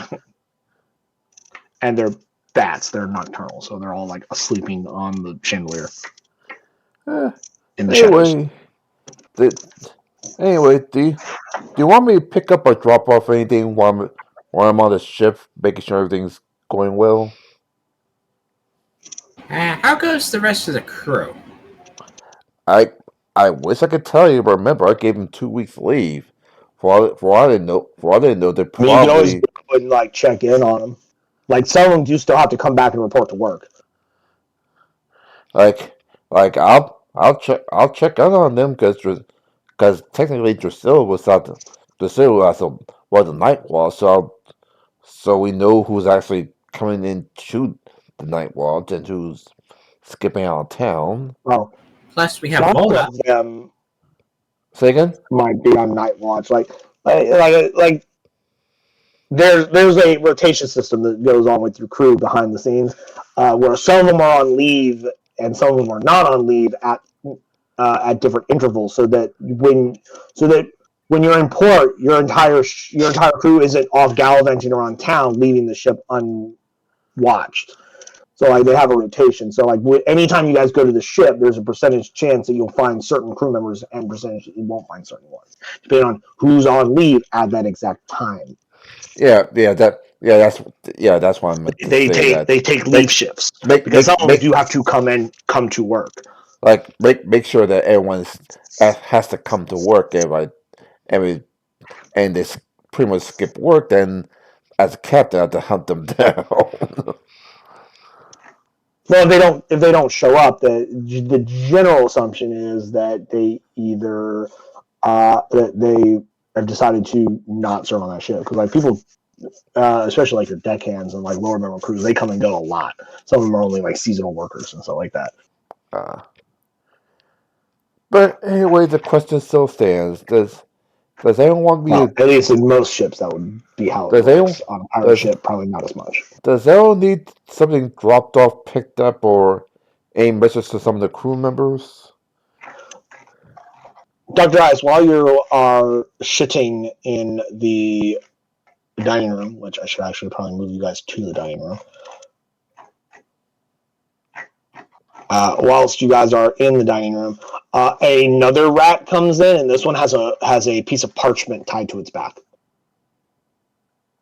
The fuck? And it like scampers up to you, and just kind of like sits there and waits for you to take the parchment. I take the parchment. You open it up, and in beautiful flowing script, you see the message: "Stop eating my rats." Signed, Duchess Sophia Casimir. Sorry. As a reminder, bats, rats, and wolves are the minions of vampires in their lairs, and you ate one of her servants. Two, actually. You ate one of her rats, and so she sent. So the letter just says, "Stop eating my rats." Signed, Duchess Sophia Casimir. What looks like your rat diet is officially over. And the rat looks at you and goes, picks up a piece of bacon, and then runs off with it. I flick at the middle finger. I just finished. You see 5 or 6 rats come out, and they amalgamate together to create a middle finger back at you. Rat I just finished eating my dinner as fast as possible. And they all drop out of their little like cheerleader stance to create the middle finger and just and then scatter off into the shadows. Like I said, I'm just finishing my dinner like like a Looney Tunes Your breakfast. character. Like I'm going to go to the ship now. If any of you get killed because you're eating her rats or bears or wolves or whatever, that's not on me. Bears, oh my. I will grab one rat before it can escape. Please And tell her do I'm sorry. what? I'm I very chopped sorry. in the back of the head. Like no. I want to present a Like message. squirms in your grip. How And I about how present about how about you present her a message when she's awoke and not attack her servants? I'm handing in my other hand is a piece of bacon, and I'm bringing it to the rat. I'm going to apologize to the rat. I apologize for that. I didn't realize that the rats I saw here were under the domain of the Duchess. I just didn't know if it was just a random rat or one of hers. Because a random rat would just totally be in her mansion, just hanging out. I don't know that much about vampires. I only know a little bit from what you hear from stories. Sorry, Also, that was Spencer judging you. Ignore that voice. That person doesn't exist. Anyway, okay, how about I this? apologize. If Drusilla finds a rat on the ship, I'll bring it to you. All right, I haven't asked her to wrap it in bacon. As a reminder, for when it comes to your ship, you have a particular crew member whose literal job is to hunt and kill rats. Oh right. See it? See it? Zeal, Yeah. and he kills them by Okay, let eating me them phrase that. because he's constantly. He doesn't sleep more than a couple hours a day, and the rest of the time he's running around looking for things to eat because he, as a gnoll, is endlessly and ravenously hungry all the time. So, which is also why instead of paying him money, you just give him extra food rations as part of his pay. You don't actually give him money. Like the money you would have given him, you use to buy him food rations. Because he doesn't value money, he values food. Because he's a gnoll and he's always hungry. Okay, so name. And he supplements that with the various rats that he finds and eats. And Okay, God so let me. help any other creature he finds on there. Like Okay, so let me rephrase. once a cat got on your ship, and then you heard, and then the cat was eaten. All right, so let me rephrase what I So that said later. then. All right, ice. If I find a rat and Celia hasn't eaten it yet, I'll bring it to you. Just stop eating rats from this place. It was just that one time, We and I'm don't, now we don't, offering my apologies. we don't need to turn our Patreon to our enemy. I mean, eating one rat. There's like, as a reminder, these are just regular ass rats that she just controls. Because as if I remind you, one of the things that a vampire lord can do is it has the ability to summon children of the night, including bats, rats, and wolves. So she just has like swarms of bats and rats and packs of wolves that hang out near her lair from time to time. So like they're still like they're not like magically sentient rats. Or sapient rats, I should say. I just did that because it was funny. I just have a second thought in my head. I'm going to give the rat that I'm holding 2 extra bits of bacon. I apologize for the one that... You see like 4 more rats come out, and they're like, and the rat's like, and they all like jump on that rat, and they beat him up and take some of his bacon because he wouldn't want to share. So now like 6 rats, 8 rats, 20 rats, 30 rats. I just look at for like have fun and walk There's out the mansion. Rats now that started punching each other and eventually stopped, and now there's like 4 rats that have formed a council of rats that are dividing the bacon evenly amongst the 30 of them. I just look at it for like 30 seconds.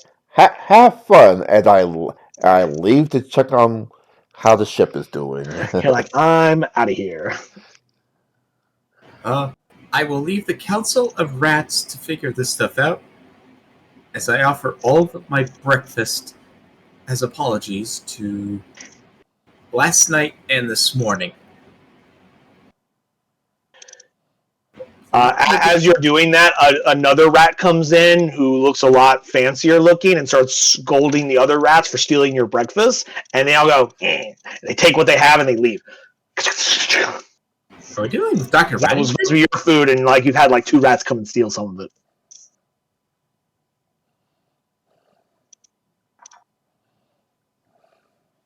You know, she even during the daytime, she's just not allowed to sleep peacefully. She has to keep fucking managing stuff. Management never ends, even when you're asleep.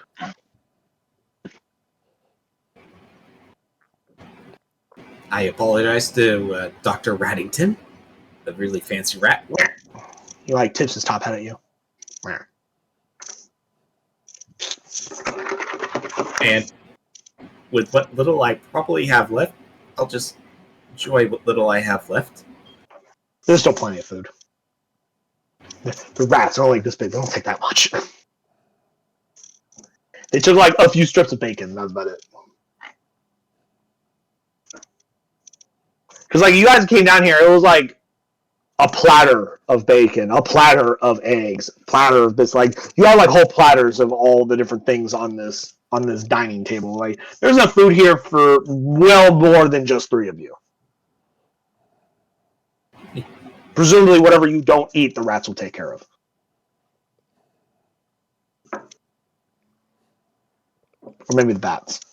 At one point, you see one of the bats, like one eye, like opens, like starts eyeballing you. Kind of goes, brings its wings back up and around it, goes back to sleep.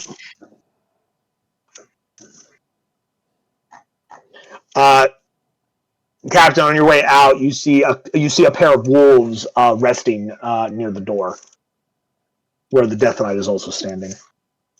They kind of like their ears kind of perk up as you walk in, and one of them like opens their eye, sees you, closes it, and their ears. I almost wanted to pet the wolf, but like, probably not a If you good want. idea. There's nothing stopping you. The Death Knight doesn't go, no, don't pet the wolves. I pet the wolf before I leave for the day. Their tail wags. Num num. Yeah, and that I make the walk across town to check on the ship. You see, there's like a few more there's a few more wolves hidden amongst the grounds as you're walking out. Like some underneath like a bush here. One of them's like behind like one's like hidden underneath like a hedgerow over there. One's like behind a tombstone or whatever that's on Unless the grounds for whatever reason. they're obviously waiting to ambush. Unless it's clear as we're obviously waiting to ambush someone, and it's not on my way out. I'll just strategic locations to keep an eye on things and to engage them as necessary. Yeah, I'll just pet the wolves on the way out the door, out from the gates. But Captain, like I have a question for you. that's not out the way, or that's obviously engaging in.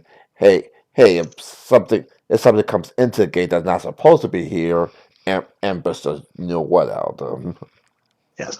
I have a question for you, Captain. By what means do you wish to travel to your ship? Well, I can't exactly have the servants pull me around the carts. Different ways to travel. You can hail a carriage or a rickshaw, whatever terminology one wants to use. And I'll hail a carriage. You can walk there. You can do stuff like that. I'll hire a carriage. You hire a carriage. They charge you one. No, hold on. Actually, no. I think there's an actual. Where's my player's handbook? Yeah. I think there is actually a thing listed in here for like services that you can buy. One of them was a carriage ride. Let me see. Actually, get the price.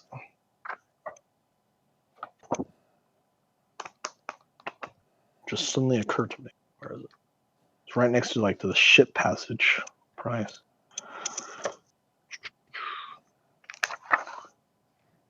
Services. Coach cab. Between towns, within city. Within city is 1 copper piece. I give him 1 copy piece. This guy comes up with a rickshaw and goes, "Thank you, sir. Hop on back. Where are we going?" Port, please. "Which port?" Crap. You give him the berth where your ship is docked, and he goes, Right. "We're going to Bloom Ridge. Got it. I get you there real quick."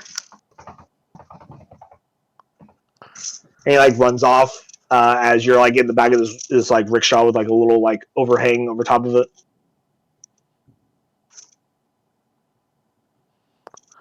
And And we'll come back to you in just a second. Dr. Ice and Argus and Farin, whom are still at the manor, what are you guys going to do? You going to go anywhere, do anything, gonna stay at the manor, go somewhere? You have any errands?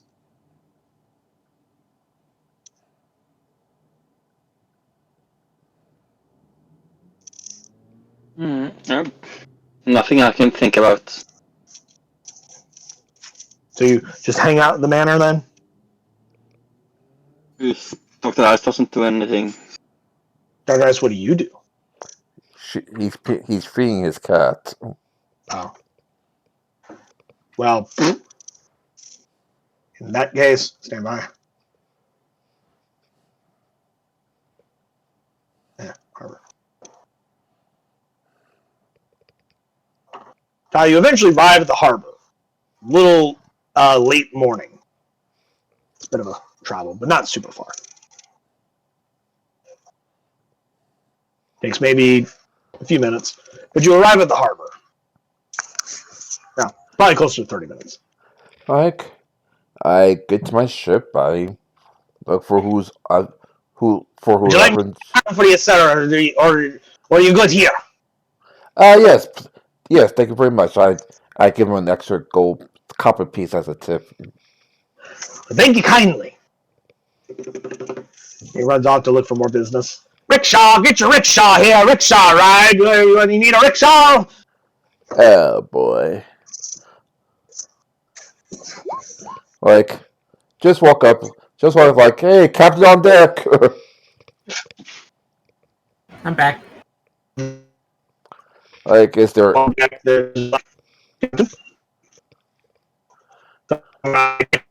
sure the ropes are still good. That the dares last looking at. Robo. So sound Robo. Yeah. Well, there's nothing about it now, is there? Shindu, you're the one sounding Robo. I know, and there's nothing I can do about it. It is what it is. Robo Shindu. Anyway, I go to my room real quick to change from my fancy clothes to more basic clothes. Is there anyone in particular you wish to interact with on this ship? I pick up my percentage die. See who's on the ship. Well, give me a name and I'll roll to see if they're on the ship. Well, Drusilla first. Let's see. Daytime. Morning. I'm thinking of what number I want to make it, or percentage of chance of her being here. Say 30% chance. Nope, she's not there. She's currently on leave. All right, one of the Stormbreaker sisters then.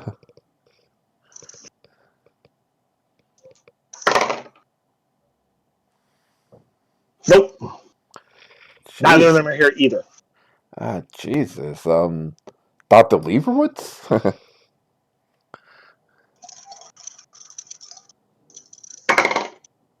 He is. He doesn't get out very often, so he had a 6% chance of being here at any given time. Hey, Doc. Hi, Doc. How's everyone? how's You go down everyone to the doing? medical bay. You find him at his desk. He's like writing in his journal, and he goes, "Oh, Captain, how can I help you?" Just check on the ship, everything, see if everything's okay. But most most of everyone's obviously offer. Yes, many of us are on leave. I believe. Stand by.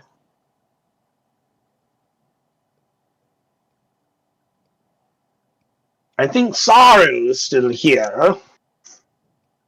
I sensed her mental intrusions in my mind earlier as she was scanning the deck, making sure nothing's untoward was on the ship. She doesn't get out very often, Uh, just like me. We're a bit of a homebody, or a ship body, I should say. well, well, it takes no one to know one. Indeed. anyway, anyway, how's the upgrades going? As far as I know, they're going. Wait, what upgrades? To make this ship pretty much fireproof. Oh, yeah, somebody came by and mentioned that, but we hadn't gotten any orders from you to move it to a dry dock for the upgrades. Is that what you want Oh, us to do, Captain? oh, crap! I have no one. I have no. I'm pretty sure most of the deckhands are definitely off today. I mean, we have a skeleton crew outside. We can just move it to the dry dock. It's not that difficult. We're not sailing across the ocean, Captain. True. All right, let me get on top and ordered to move to a dry dock. Aye, Captain. You go and you talk to your couple of people, and they're like, "No problem. We'll take care of it."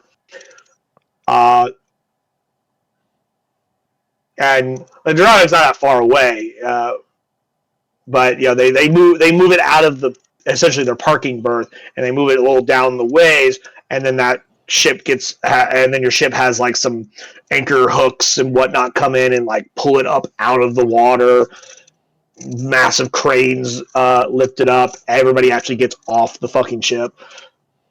Like I can't. Cargo is removed from the ship and placed into a storage warehouse so that it's not weighing down the ship for its dry docking, and it's put onto the dry dock stands so that the actual workers can actually access the different parts of the ship. And I asked one of the crew. I asked one of the Japan's okay, when people come back to the ship to know rust and stuff like that, just inform us in the dry dock.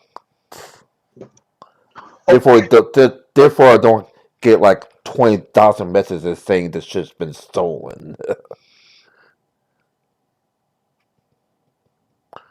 A few of them like nod, and they put on. They have a few people like nearby.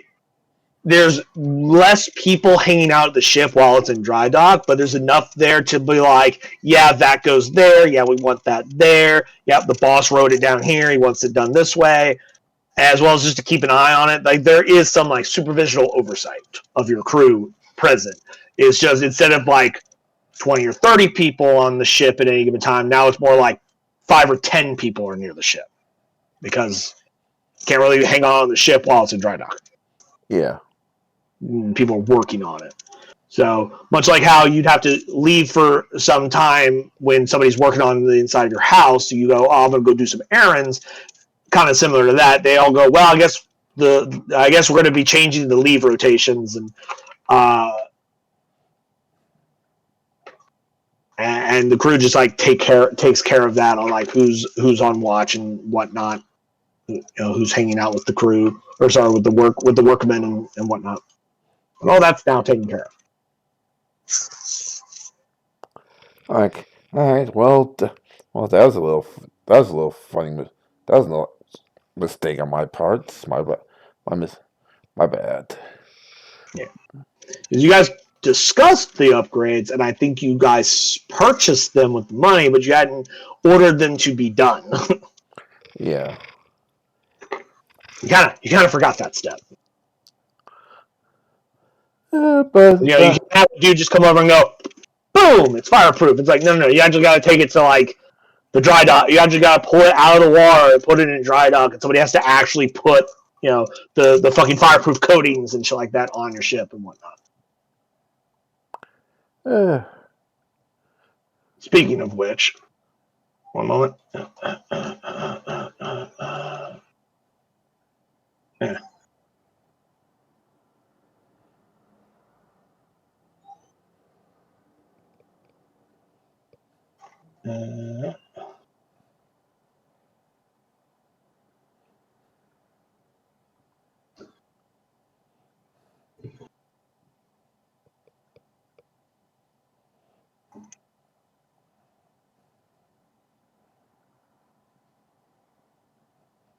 Okay, so I haven't noted down. You said you guys got fireproofing? yeah.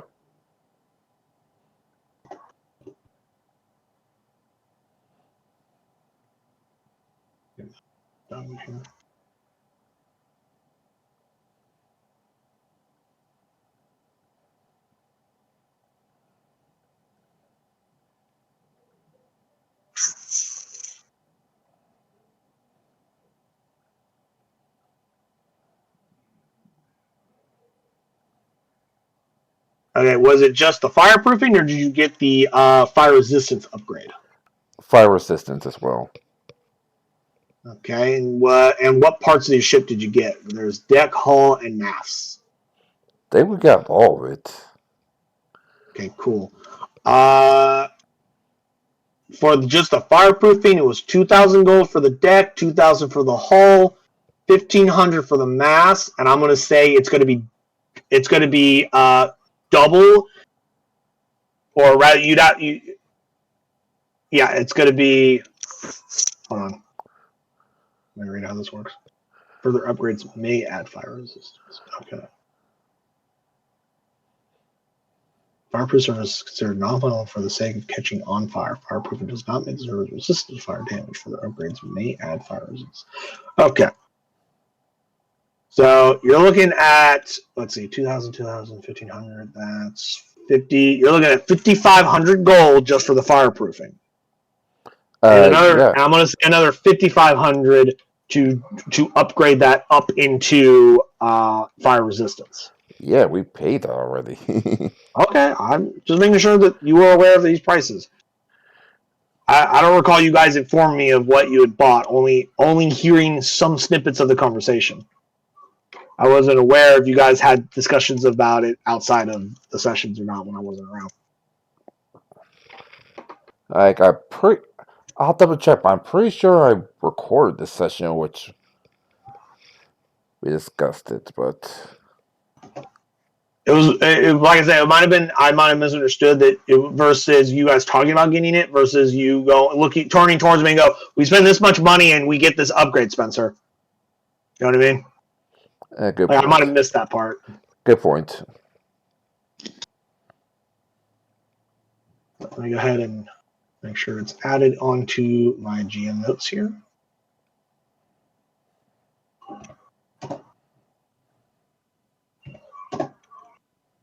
All right, fireproofing has been added. Were there any other upgrades that you guys discussed with? Well, actually, hold on. I should do. Pretty sure that was it. Unless you remember any upgrades in Japan. I don't remember.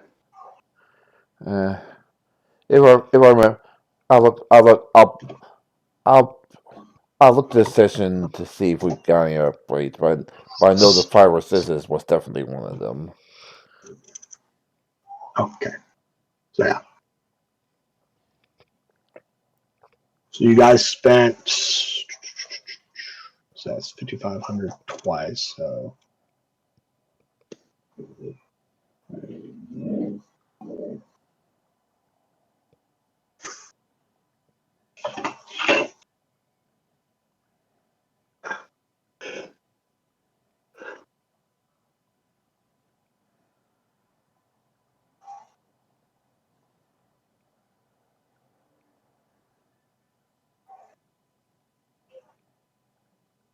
So you guys spent 11,000 gold on that upgrade, on those two upgrades alone.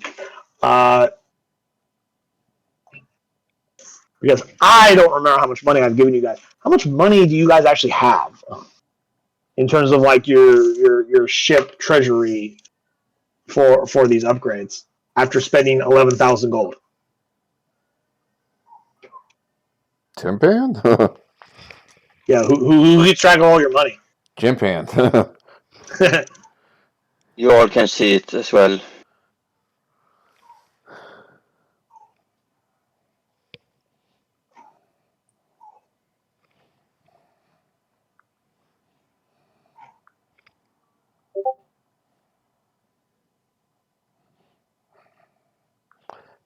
Y'all make me say it, aren't you?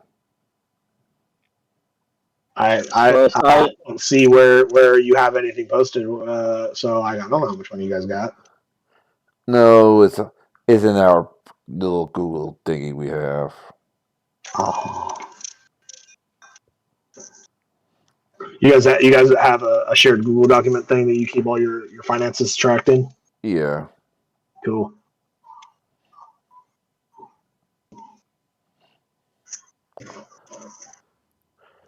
Yeah, see now. After all the upgrades, like That you guys purchased and I may or may not have either misheard or forgot to put onto your thing. Like 3,200 platinum, 32, 3,400, 34,700 gold, and 25,300 silver. And that's after the upgrades. Wow. Don't even. You guys have quite a bit of money. More bank than I thought. Yeah.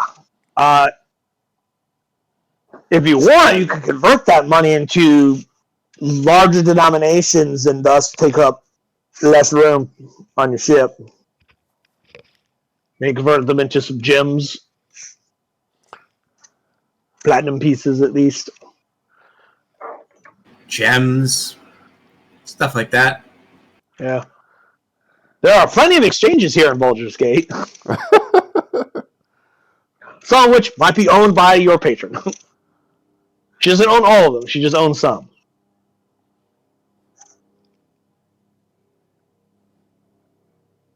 But yeah,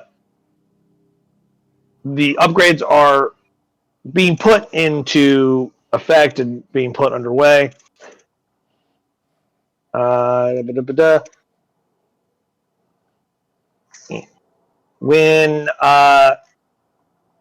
When you track down exactly what it is that you guys agreed on that you were purchasing, send me that list of the upgrades you guys purchased that I may have forgotten about, because I've had a lot of hectic time the last month or so. I recently changed jobs, and then the job I changed to got bought out by another job. I went from one company to another company, and then that company got bought out by a third company. Like 2 days after I got hired. I don't have a job anymore. I've had a lot of hectic things happening the last couple weeks. But I'm getting paid better and I have better insurance, so yay. Yeah, you. Yeah. Went from $17 to $21.50. Yeah. Oh boy. Pretty good jump for an EMT. But yeah, I'll see if I can look at the episode to see, because I noticed in there at the end of the episode which I say, okay, so this is what we pay for. Okie dokies. This is why I definitely tell you guys you gotta keep track of that kind of stuff when you do that, because I could very easily forget, as I have. I completely forgot about this conversation where you directly told me what upgrades you guys are getting, because and like forgot. I said, thank God I record most of the sessions, just in I case we don't all remember forget. anything of this. the power of the recorder doesn't forget. Recording saved forever. Or until YouTube deletes my account. Yes. So you are taking care of that. Dr. Ice, after your captain left, you are left at the manor with Argus and Foreign. Is there anything in particular you wish to accomplish this day? Here, in the daylight of Baldur's Gate. Nothing off the top of my head.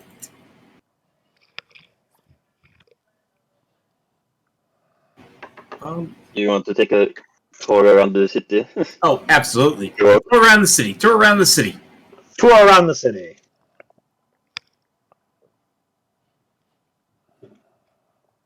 Walking here and there.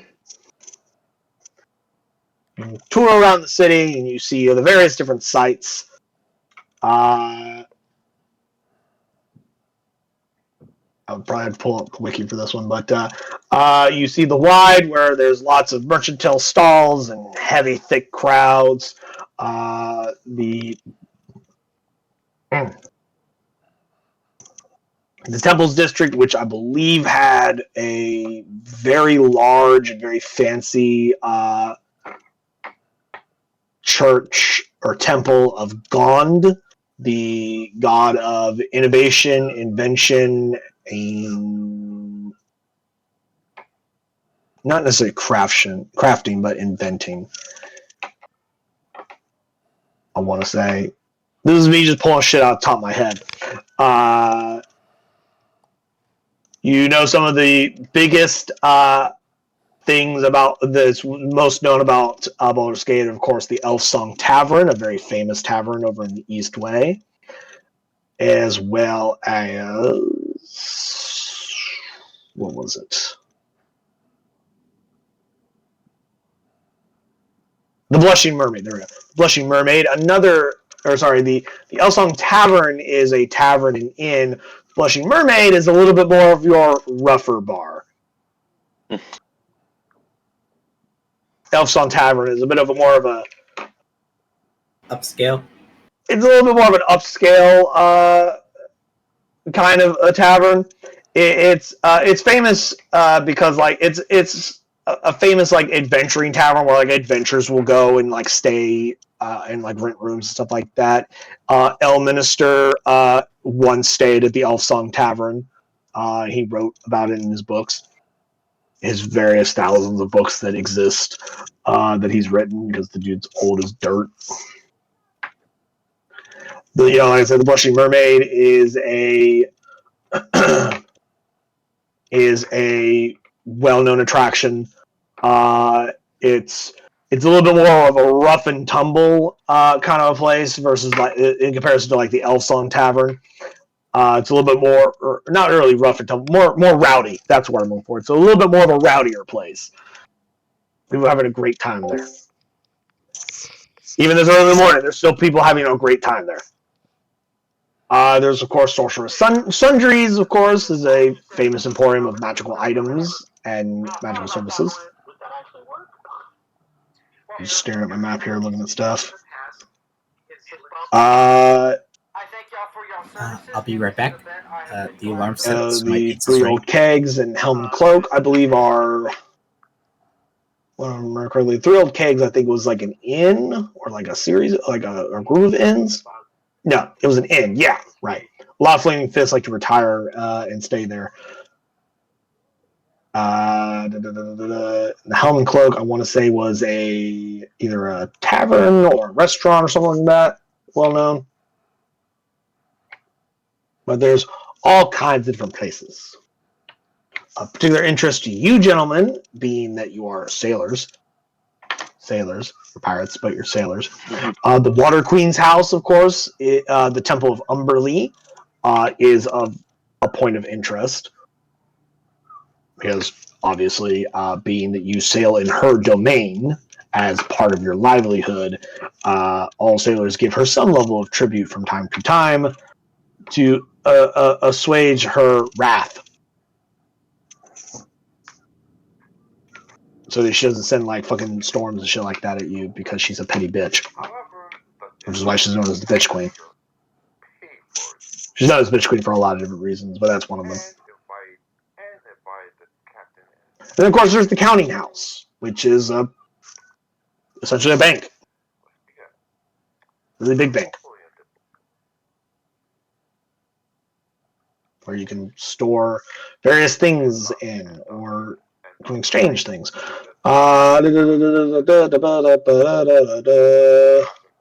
looking at what's here. There's Fillmore's fireworks. That's totally not a shady front for something else that happens in a game that's not this one. I was just looking at the map and I saw it.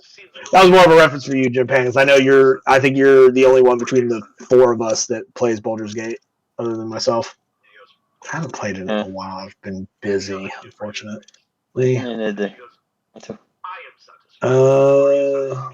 Towers. Yeah, but yeah, most of your like mercantilism and touristy stuff is going to be in like Heapside, Eastway, the Wide, stuff like that. The Wide is technically the upper city rather than the lower city, but it is a large mercantilism type area. Places like Manorborn, Bloomridge, and even the Temples District are places where you'll find a lot of the mansions of either the old money nobility or the new money highly successful merchants. Bloomridge is where most of the new money crowd are. Manorborn's more of the old money crowd. And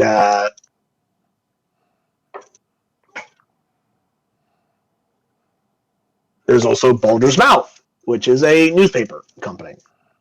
You guys can go and acquire information and news about things going on.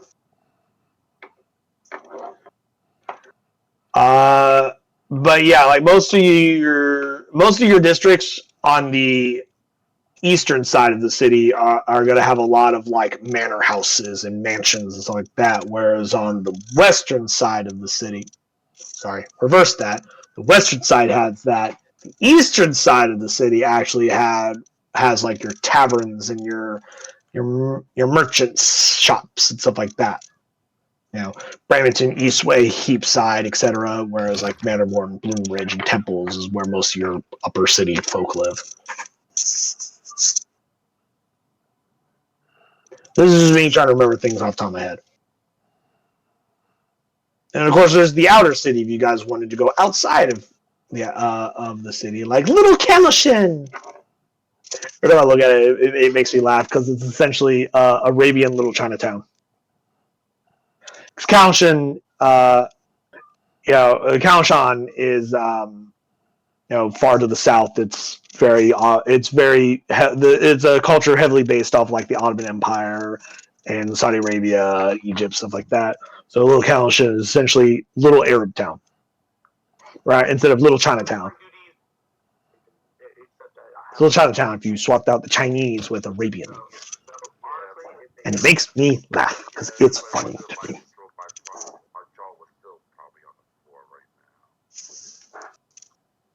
I'm back. Welcome back. I was simply just giving a quick rundown of like different places and things and whatnot around the city. You missed all of it.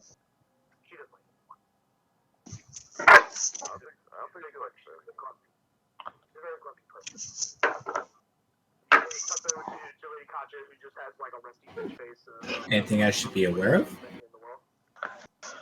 Well, Japan was here for all of it, so you guys can discuss.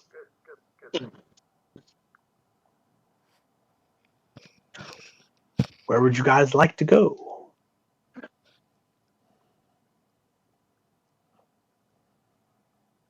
I'll give you a fast cliff note. Most of your western side of the city, Manorborn, Bloomridge, Temples, is where you're going to find a lot of your manor houses and mansions, Kerry. The Wide is a large mercantilism area where they set up a lot of like stands and shops and whatnot. Places like Bramington, Eastway, and Heapside are going to have a lot of like inns, taverns, and various merchant shops. including a magic emporium like Sorcerer's Sundries. I forgot what kind of things you could find in the steps off the top of my head, and I forgot about Sea Tower. I don't remember what was there. I think there's like a sewer plant in the Sea Tower. I can't remember now. But there's of course the Water Queen's house is a point of interest. In fact, hold on. Yeah, you guys are on the map. You guys can see all the different points of interest on the map that I can. So if any of these names catch your attention, I can give you more information about them as I pull up my wiki.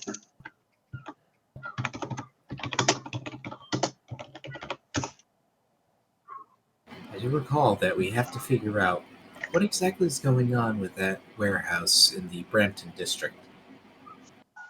And with that, we get a boom. I mean, there is a newspaper company called Boulder's Mouth.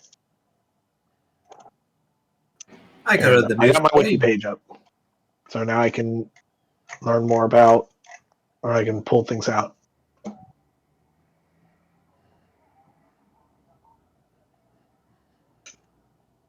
Also, by the way, this is what is listed as for their type of government. Their ruler is called the Council of Four because there's 4 Grand Dukes. Called it. It was plutocracy. Yep, you got it.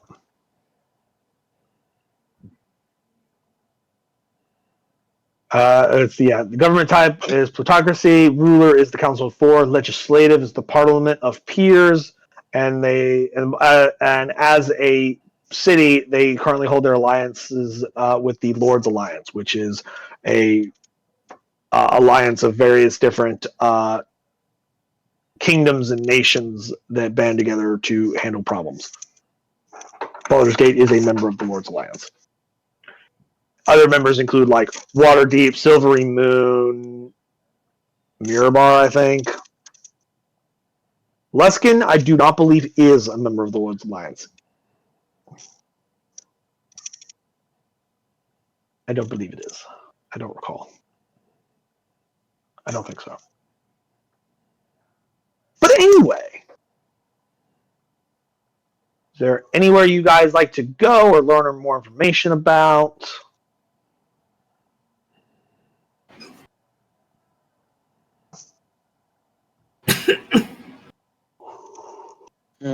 Sorry, just joking. He can't climb the mountain. Can you climb the mountain? Dusk Hot Hill. Let me see. Let me pull up information about it.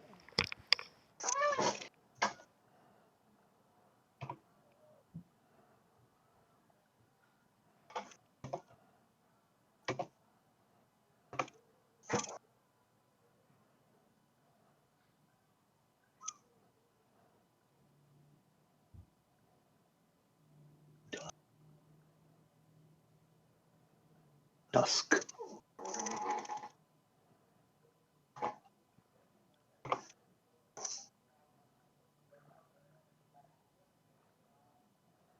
The tall granite hill located on the northern bank of the river Chiantar.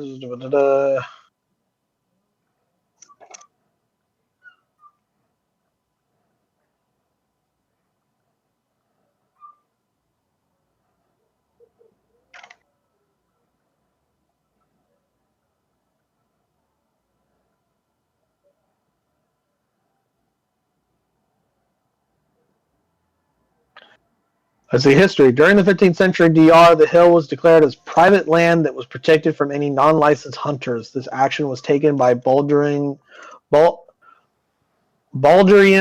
officials to preserve the dwelling population of the Chiarthar Duskhawk. Outer city residents begrudged the fact the land was given more care and protection in their own neighborhoods by the city's wealthy Praetor families. So Duskhawk Hill is kind of like a nature preserve now, apparently, because the Chianthar dust hawk apparently is an endangered species. That's what I found in the wiki.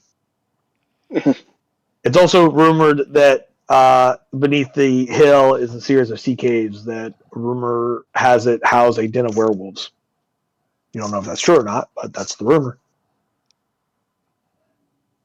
Sides of the hill had steep-faced cliffs of yellow granite that rose high above the outer city slums of Baldur's Gate.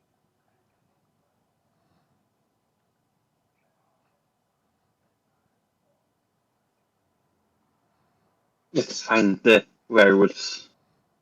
That sounds good, right? What was that now?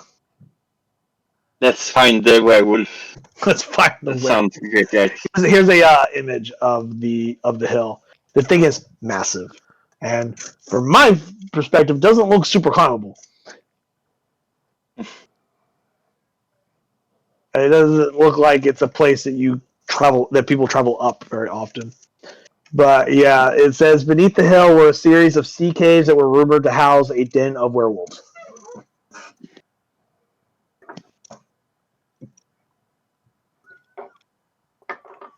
Theoretically, I'm a non-humanoid, so I'm safe from lycanthropy.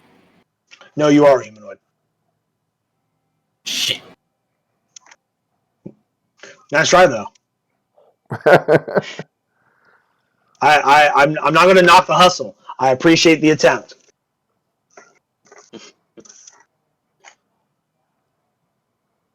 Let's see here. Curse being bipedal.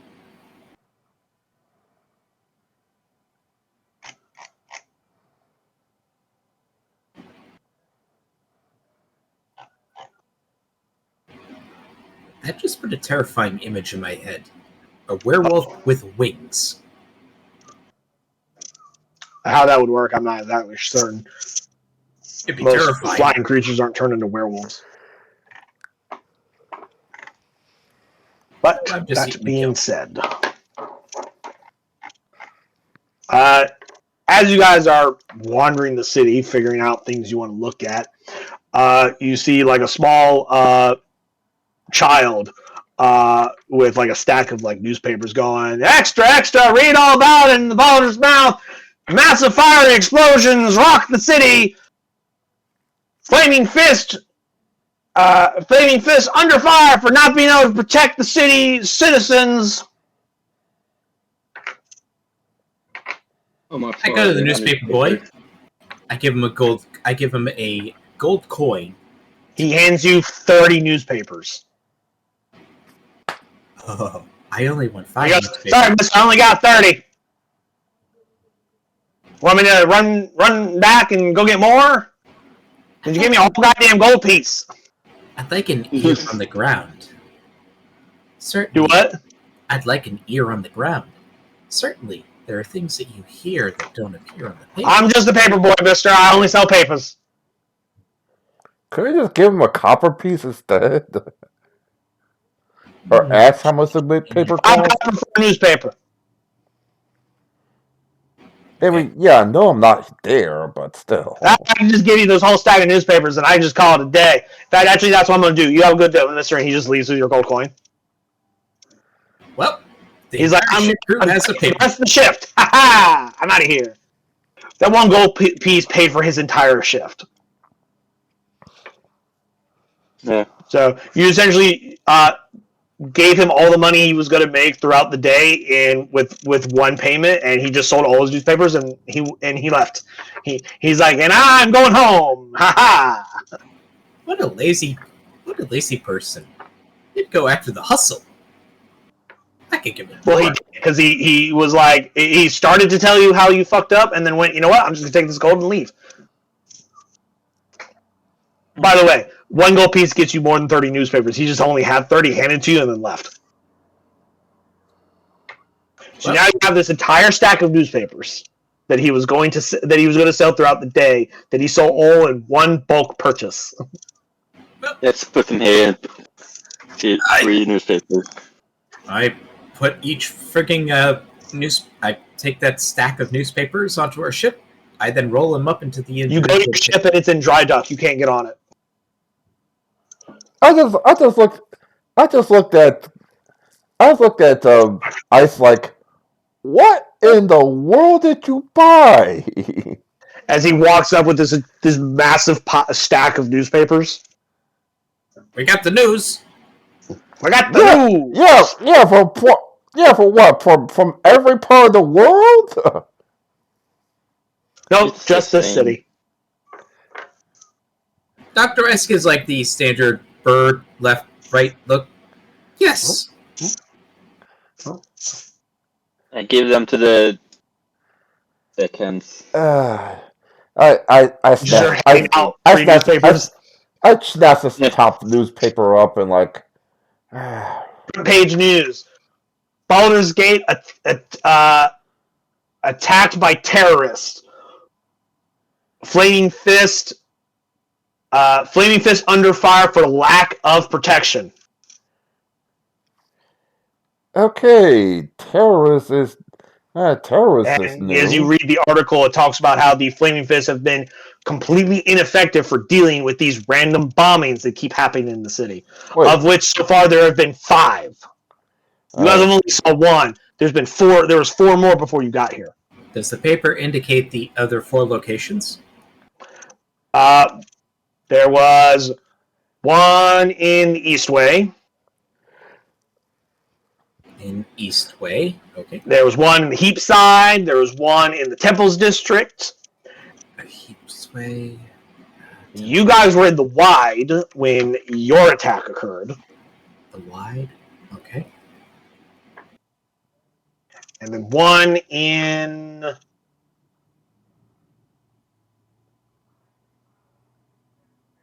Brampton. So they're scattered all over the place. But it is believed by the populace, as well as what little information that has been given out to the public, that these are all connected. A long series of random terroristic attacks. Does it indicate... But the public outcry is that the Flaming Fist, whose job it is to protect the city and citizens, aren't doing a good job of it. Because multiple businesses have gone up in flames, many people have lost their homes, massive property damage, and multiple deaths have been connected to all of these firebombings, and the Flaming Fist has not given any information or comment other than that they are looking into the matter and will bring the culprits to justice. You know, the typical line that every policeman, spokesman will ever fucking tell the news, where it's like, fuck off, we're investigating, stop bothering me. But that just makes them be like, well, they're not doing shit, they won't tell us anything, they're useless, defund the police. Typical nonsense.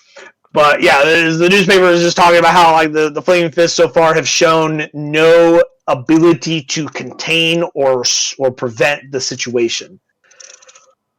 Does the newspaper... Well, I'm not exactly looking down. People were blaming the Flaming Fist. I mean, trust me, I left them for a reason. Like, and the Flaming Fists are highly respected in Baldur's Gate, like normally.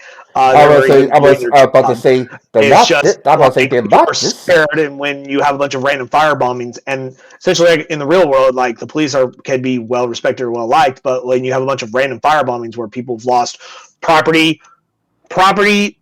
finances, and lives, and the cops are like, we're looking into the matter, because they won't just give you information about their investigation. Duh. People are scared, so they're blaming them for not doing what they're supposed to do, which is protect them. I was about to say, like, they're not this sloppy. Problem is, like, even I can't even walk up to them. It's like, hey, what the fuck's going on? I mean, you could. I mean, you haven't talked to anybody in the Flaming Fist since you've arrived. You have connections. You can chat some of them up. Alright, well, you wanna go with me, see if I can find some of my old coworkers to find out what's really going on? Give me an investigation check. Of course. With advantage, because the Flaming Fists aren't exactly subtle. They're pretty easy to spot. They have these bright red surcoats and tabards with like a fucking fiery fist emblazoned on their chest. They're pretty easy to spot. Of course, investigation is my weakest. Of course, investigation is my weakest.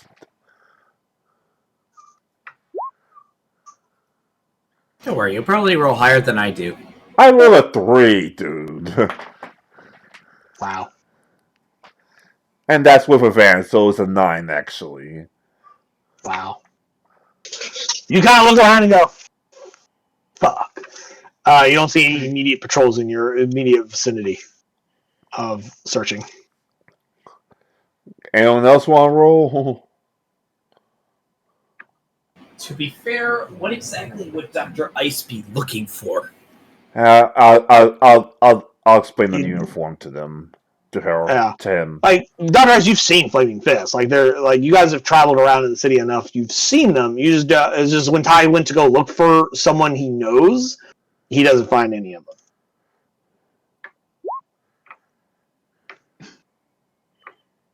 Dr. Ice, you find multiple trolls of Flaming Fist, but due to the low roll of Ty, he doesn't know any of the particular individuals that you found. You can still talk to them. Nothing stops you from doing that. You just don't have a personal connection to any of them. Like, do you happen to know a such and such? That's what I was about to ask. Like, hey, do you know someone named Henry? Captain Henry? Yeah. He works over in Eastway. He's in the East. He works at the department in Eastway. Thanks. Thanks. And I'll walk over to Eastway and see if hopefully he remembers. When you knew him, he was only a private. Huh? What? When you knew him, he was only a private. Now he's a captain. Thank you. I'll see if I could. Thank you. And I'll walk around and whisper to Ice and left front like, Jesus, this is how long he was a private one the last time I met him. He's been gone for a few years. As long as he's not wearing like an animal hat, you're probably good. You get there, he's got a little raccoon hat. Hi, my name's Henry. At that point, you know he's a vice admiral, and you know you can't survive. Because he did not eat the devil fruit.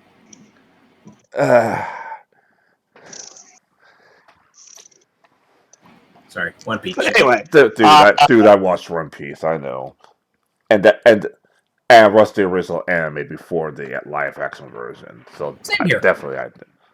So I watched both fights, and that's not good. Hold on. Is it beeping? I hear a high-pitched beeping / buzzing sound coming from Ty's end, which doesn't sound good. That sounds like alarms going off in his house. Whee! For some odd reason, I somehow leaned on the self-test button.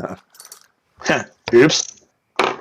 Started yelling at you, going like, "Hey, test us." Blah blah blah.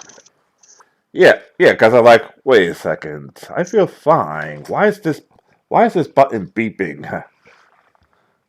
Anyway, one of your medical devices started going off? Huh? One of your medical monitors went off or something? Yeah. You must have had it on test mode by accident. Yeah, I hit the test button by accident. Oops! Anyway, let's go see Henry real quick.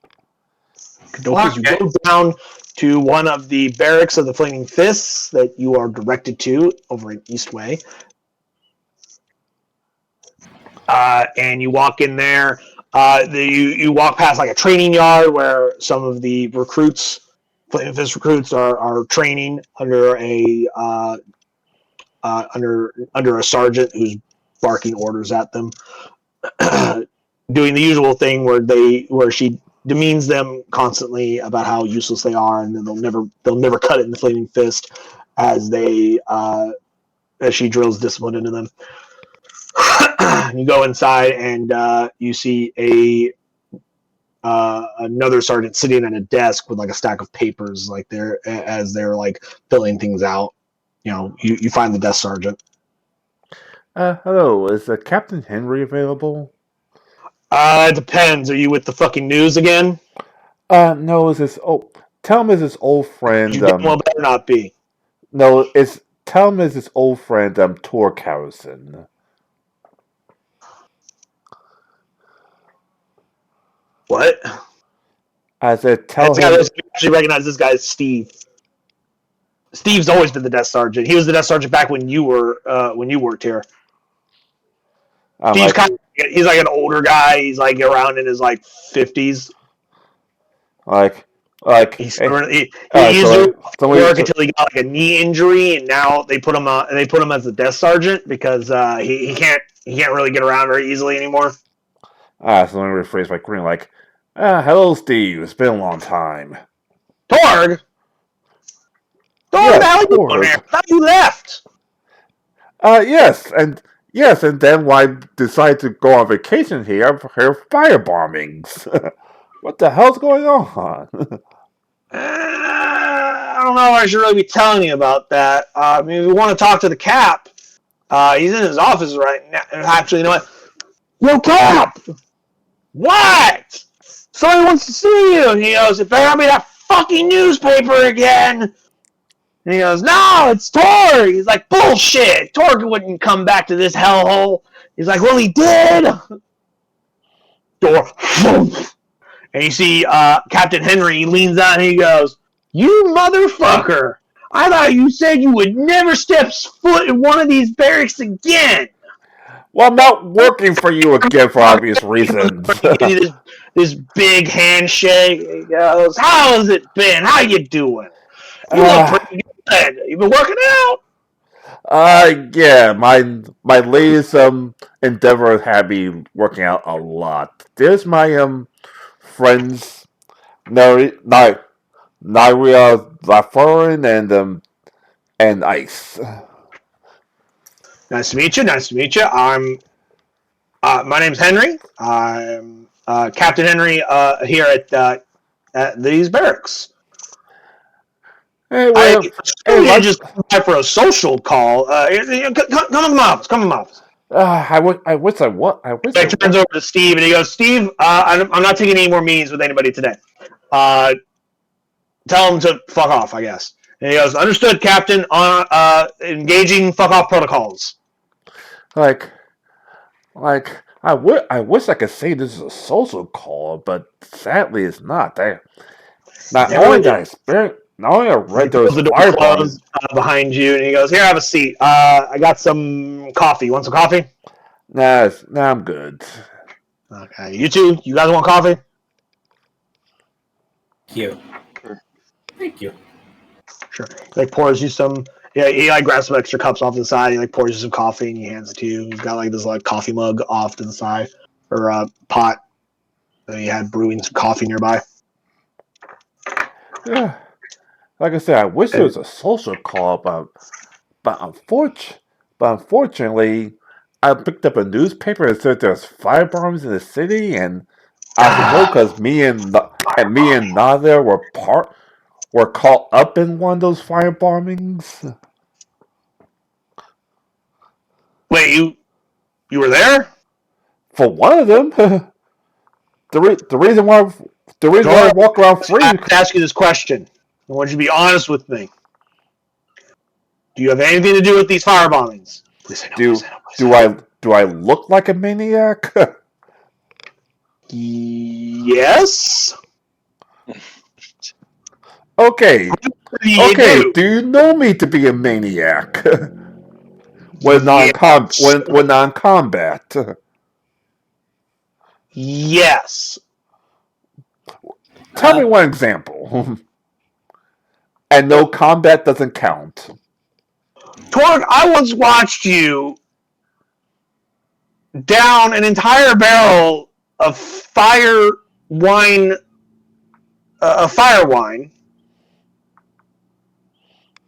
go into a complete drunken hallucination that involved you beating the shit out of half the fucking barracks. You're a maniac. We still love you, but you crazy. Okay, good point. That's my question. We're not involved in firebombing. So we're not going even, Thank God. and my friends here aren't involved either. He wasn't there, and she, and she was right there with me, and Do you have any information? Because every damn thing I keep coming down with, kind of like looks around for a minute, makes sure the door's closed. He goes, listen, I'm not really supposed to talk to you about this, about people outside the fucking fist, but here's the thing. We don't got shit. Every fucking witness explodes. Every suspect explodes. Every witness either doesn't see enough to matter, or if they did see enough, they're fucking dead. I got dick all. All I know is places keep blowing up, creating panic, and on top of that, I have all these other problems, like the missing persons case. He throws down like a whole stack of papers. Kidnappings, throws down another stack of papers. Robberies, throws down another stack of papers. Like, I'm up to my ass. I'm up to my fucking ears in problems. And on top of that, we got these firebombing terrorist attacks that I can't fucking figure out who's doing them. No one's claimed that they were doing it. And I can't find anyone connected to it, because everyone that I do find, like I actually caught one. I fucking narrowed it down. I figured out this one guy has some kind of connection. I chased his ass down a fucking alley, and then he fucking exploded. Killed 4 of my guys. Almost killed me. Hospitalized me for weeks. damn it! I wish you had something because He goes, I still have the burn scars. like I There's just said, a massive horrid burn all the way up his arm, and you see past the sleeve, it goes onto the torso. like I said, I wish you had something because if it wasn't for me and my friends recently becoming the patron of Sophia Casimir, we'd be still locked up right now. Well, you probably were the only surviving witnesses that saw anything important. but unfortunately, What did you see? What happened? That's not my jurisdiction. That's not my district. So I don't. They didn't fucking give me any information other than he pulls out some paper. He goes, other than 2 vagabonds that sucked the dick of a duchess got out because Death Knight and a devil woman showed up and said, "I'm gonna send you to hell." End quote. trust me, you know me, and I don't even want to fuck with. Even I don't want to fuck with her. That's how powerful she is. Yeah, I know about her. She mostly keeps her fucking self, but every once in a while she comes out and fucking makes my job harder. Luckily, she lives on the other side of the fucking city, so most times she's not No. I meant Naya over here.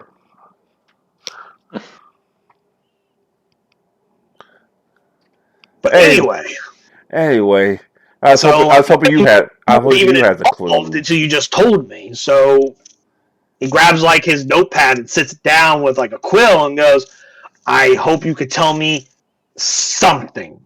What'd you see? What'd you notice? Like, the kind of things I need to know, Torg. Give me something to work with. We've got to get this shit under control."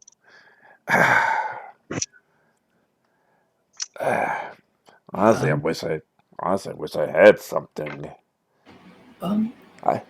As you're doing this, I'm looking over the newspaper, like specifically of like where all these attacks were. Could I roll an intelligence check, or would it be a wisdom check to gauge the idea of what exactly the common targets are? And roll insight. Either insight or investigation. Let's do this. Give me investigation first. 27. For the 27, the various places these bombings occur are places of value in very different ways. Like one was a large warehouse of valuable goods, like a large warehouse. So like more than one merchant lost thousands of gold worth of goods gone. Another place was like a temple, like a decent sized temple during a temple service was when that occurred. Another one was an inn, one of the larger inns that had a large capacity of customers during that time. That one was one of the highest body counts to date. Over 40 people died from that firebombing because most died. A good number of them died from the initial explosion, but most of them died from the collapsing building and smoke inhalation and burns because they didn't get out of the building. Based on the information that was given, that particular one was that one had more than one explosion happen, and they all happened at various different key points of the building, so that it all collapsed on top of them. Many people, most of them, were crushed to death. Those that weren't immediately crushed to death and didn't die from the initial explosion died of smoke inhalation. There was anyone inside that building did not escape out of that building. Same thing with the temple. That one also was made to collapse that temple. The warehouse there was only a handful of workers that were seemingly killed from the explosion because there wasn't a lot of people in the warehouse at the time. But like I said, hundreds of thousands of goods or of gold worth of goods were incinerated and destroyed in that bombing.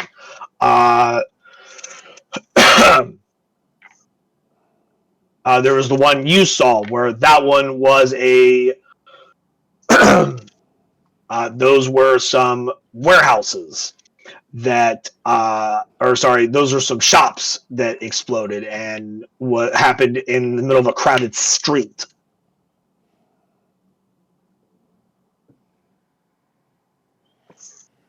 So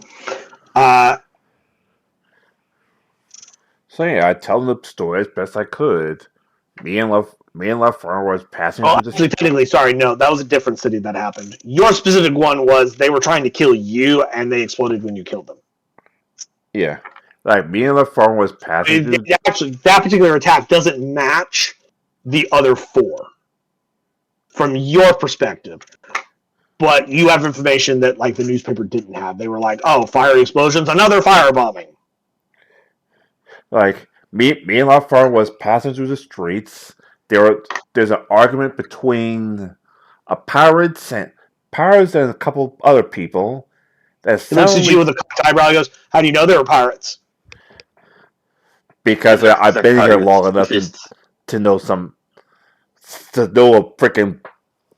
to know someone with a pirate hat and a David Roger on his shoulder.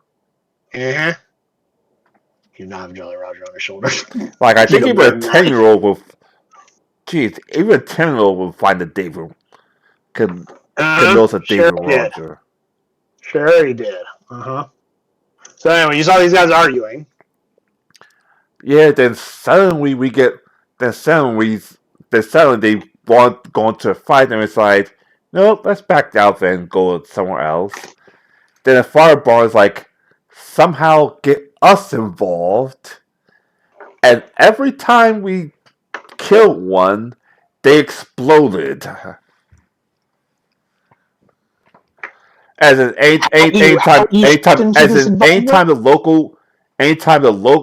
anytime me, my foreign, or one of the locals killed these things, they explode. So they're more like suicide bombers. Okay. And how did you end up becoming involved in a fight that you were avoiding? I have no idea. That's why I went to you. Deception. Huh? Roll deception. You know exactly why. I know. And and he's rolling against your deception with his insight.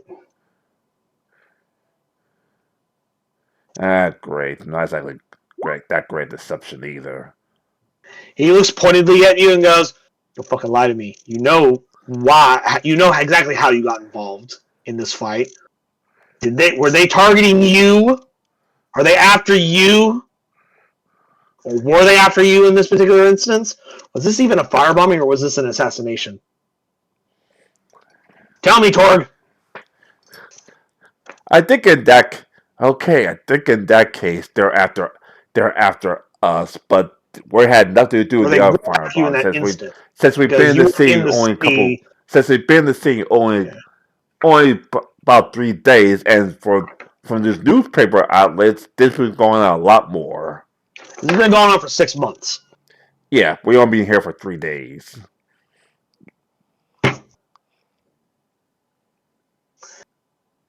But they target you specifically the other day. Why? What's your involvement in this? Now this is actually the truth. I don't know.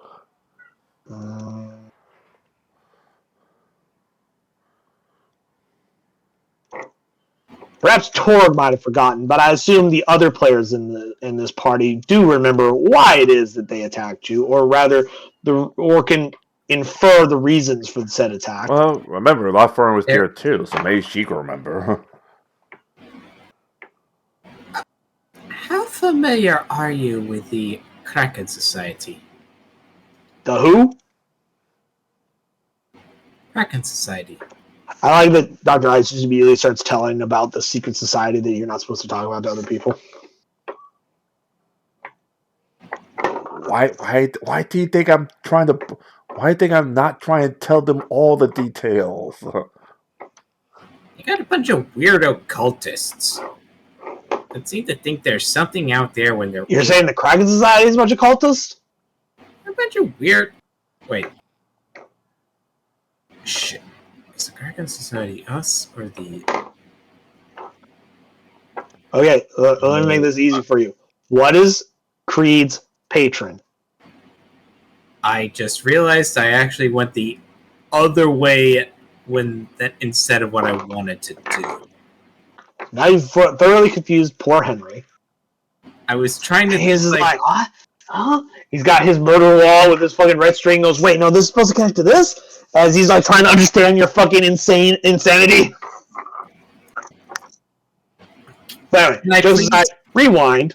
Can I please spend my bonus inspiration to have that I said, jokes aside, we're going to rewind this conversation while you regather your thoughts and maybe get your notes out there, Kiri.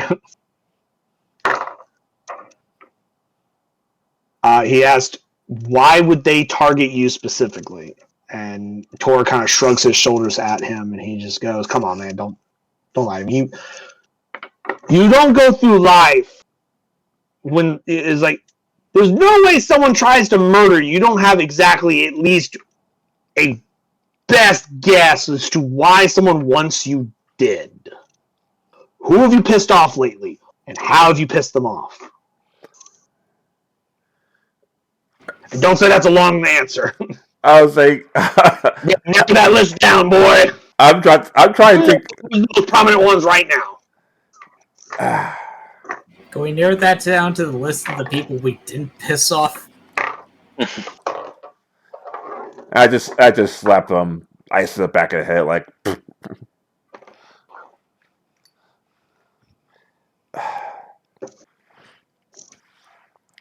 Problem is that all the people were pissed off. We sell things. Eventually, we sell things. All of them? Well, I'd hoped all of them. Apparently, we pissed some people. Apparently, we pissed off at least one people that broke their plans of firebomb the city to firebomb us. Well, as you recall, do you guys recall the creatures that did a firebombing in the other city that you guys were a part of? Do you remember what those creatures were? Aboliths. Well, Technically, they were scooms, but yes, they do serve aboleths. I don't believe you've made any settlement with them.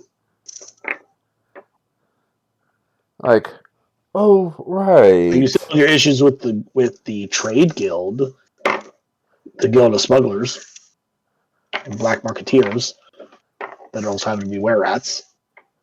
Your issues with them have been resolved, as far as you know. No, but fortunately, those are definitely identifiable. These are human. These are humans. Are human-like creatures. Yeah, but it wouldn't be the first time you've come across humanoids that serve them. Need I remind you of those individuals that you fought that when you found the large idol in the chair that Dr. Ice decided to poke, and then I started quoting fucking Mass Effect lines at you guys because it was fucking great. I am the arbiter of your destruction. You exist because we allow it, and you will die because we demand it. Your feeble minds cannot understand our majesty. Why do I think those firebombings are part of the freaking cult? Are part of the cultists that attacked that old lady? You don't know. Dr. Ice, give me an insight check. Now that you have successfully gotten your investigation and gained the facts that you were seeking, let's see if you can put it together with an insight check. Which, in this case, we're using it as intuition, essentially. One, don't be a one, don't be a one, don't be a one. A 15. You think these instances are to create chaos. Because, I mean, you look at the targets. Most of them are high-populated areas with large numbers of people, and the bombings are carried out in such a way to ensure people don't survive and escape. The very first attack was that warehouse. The other three attacks were the temple, were the inn. The inn, the marketplace.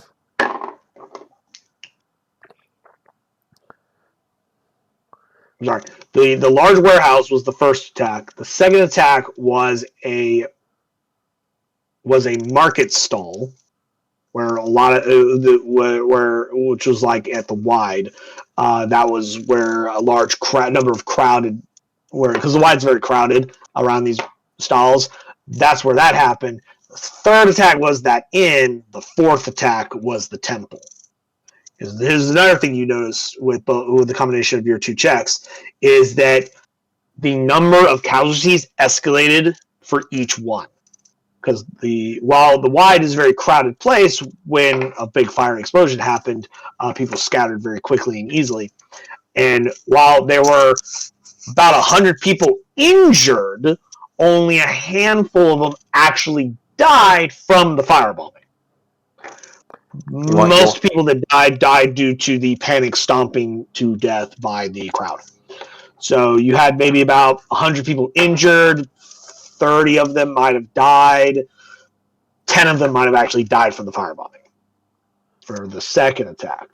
Third attack, 40 people died. No, everyone inside the inn, no survivors. The temple, 100 people died. They're escalating in casualties and fatalities. So I just say, like, wait a second. Ice, do you know something? It seems that with each attack, they're engaging in areas where they can have a greater effect of casualties.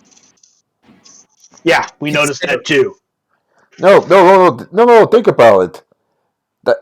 It's not just random chess. It's a cause pure chaos. That is what terrorism is, my friends. That's why we call them terrorists and not murderers.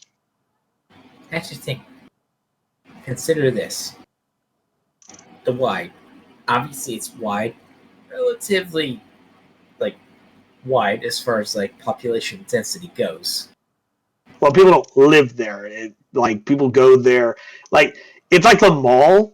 Everyone goes there, and on like really busy days, the mall gets really crowded. The wide is like gets crowded enough to where like people are like shoulder to shoulder with each other as they move through the crowd. Like it's packed with people. To like remember those pole bearer guys that like they carry goods on top of poles so they can't get snatched from them in the crowd. Mhm. Yeah, it's very crowded and wide during business hours. And it's only open during the day. And merchants will set up stalls and whatnot that's predetermined by the person who runs the line. So, like, it did harm a lot of people, but the actual deaths were relatively low for the firebombing itself. Most of the deaths were occurred when people panicked and ran, and those knocked over were stomped to death, as happens when a crowd of people panic and start running in all directions. That's the thing I think of. That's the thing I think they're counting on. Like, you can get a bunch of kills with an explosion, but how many more just end up being killed because of panic? At this rate, I'm trying to think that they're gonna try to summon an evil evil god just with bodies. Out of curiosity, and Dr. Ice looks to the whatever the rank member of the Iron of the Flaming Fist is. What exactly happens Captain to Henry. Captain Henry? What exactly happens to random dead bodies when they're recovered? Like, is there like some central location where they go to here in Baldur's Gate, or is They it go to the morgue. There's morgues all over the place where we put the bodies.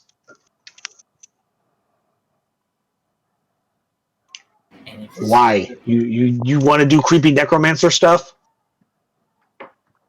I'm concerned that there may be a group that wishes to Hey, do that, because how else can you make yeah. further chaos?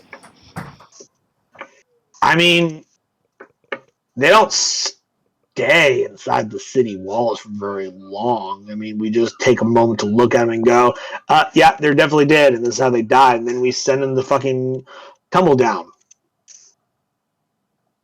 We keep large cemeteries. Because we don't bury people in the city. Due to that once upon a time, a bunch of corpses were animated and started rampaging through the city. So we don't keep corpses inside the city. Put them outside the city. Where they're buried. As long as the crematorium flames keep going. Oh, yeah, we also incinerate them. Wait, Barry? It did. Yeah, honestly, it depends on how important they are. Okay. So, A few of the really important people have small areas that they bury people on. Like small, like mausoleums and stuff like that. If you're not a person of importance or a shit ton of money, you get sent to Tumbledown, where you're buried in paupers' graves. No one showed up to claim you. It's a pretty cheap alternative for those that don't already have a family plot, graveyard, or whatever, or a mausoleum, or the money to buy a gravesite. Just kind of throw them down that way. You gotta get rid of the dead. That's why you're gonna get like 60% of the corpses sent that way. of course. Most people don't want to claim the corpses.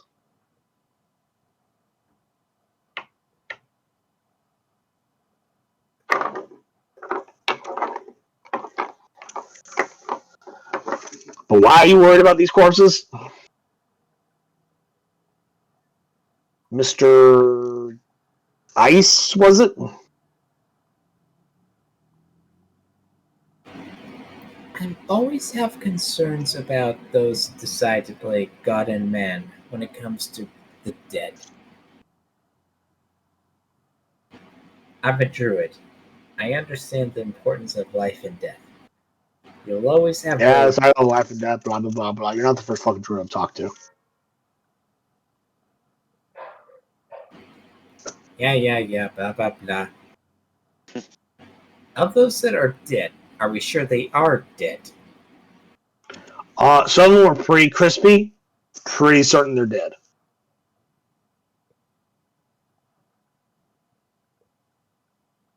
Some of them were extra special crispy. To the point where they were already fucking cremated by the time we found them.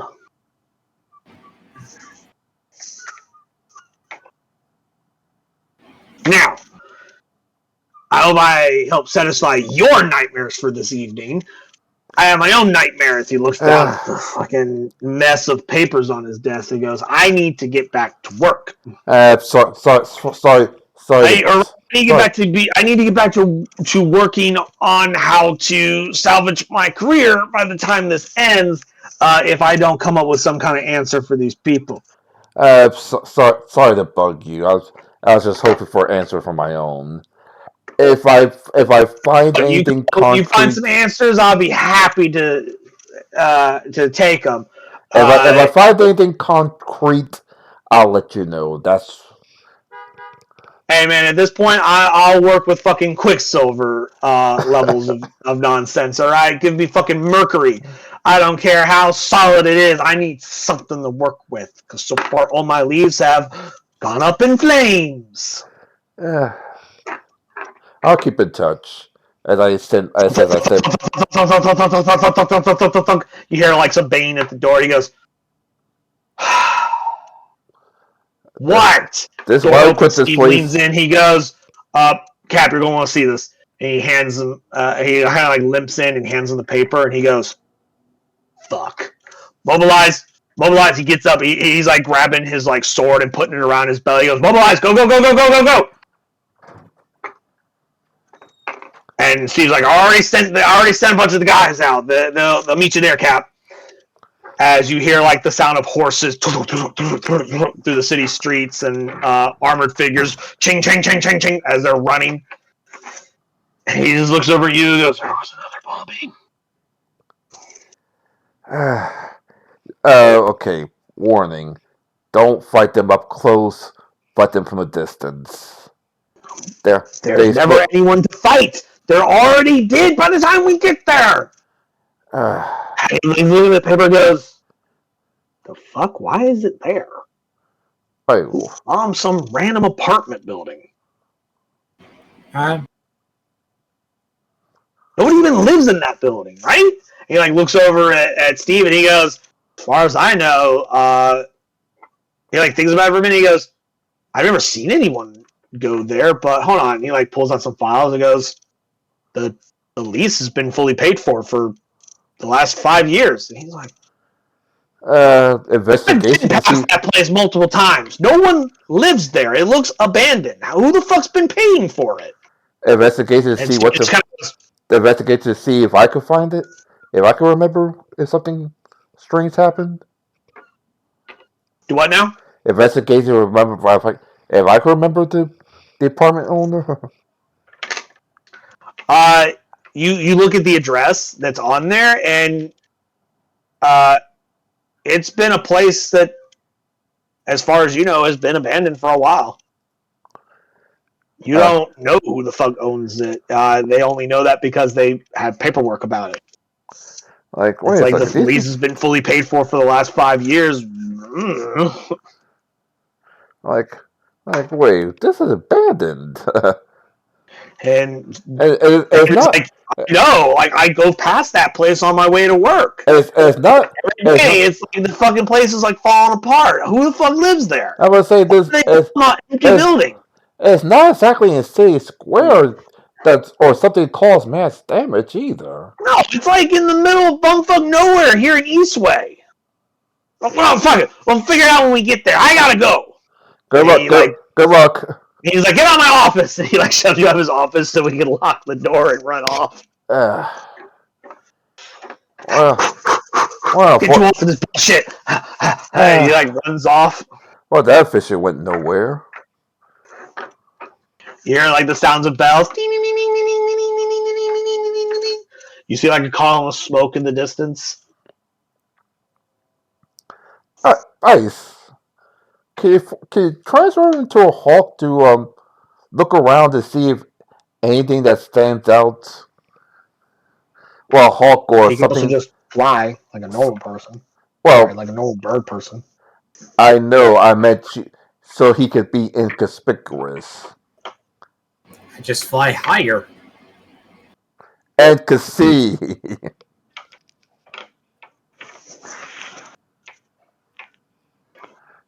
That's up to you guys. What are you dudes doing? Most of the barracks, other than the bare minimum people that have to be here, have cleared out. Like Steve's still here. He doesn't do field work anymore. Well, obviously I'm not going to go there in person. I launch into the sky. It takes you less than a few seconds to get into position because like it wasn't too far away, like in like direct distance. You see the Flaming Fists have to take like several minutes to get there because some of them have to travel in different ways or different routes to go around buildings and crowds that get in the way. Some of them are cordoning off the area, redirecting crowds of people around, or containing people for interrogations and whatnot. But you see this like large apartment building that's like completely engulfed in flames. And you actually see as you are taking flight, leaping out of. You see a couple of people leaping out of these out of like the windows on like the upper stories or whatnot. Just and they like flip over like a balcony railing and like plunge to the ground. Just funk, as they're trying to escape the flames. They slam on the ground. There's like you see like 2 or 3 people like that.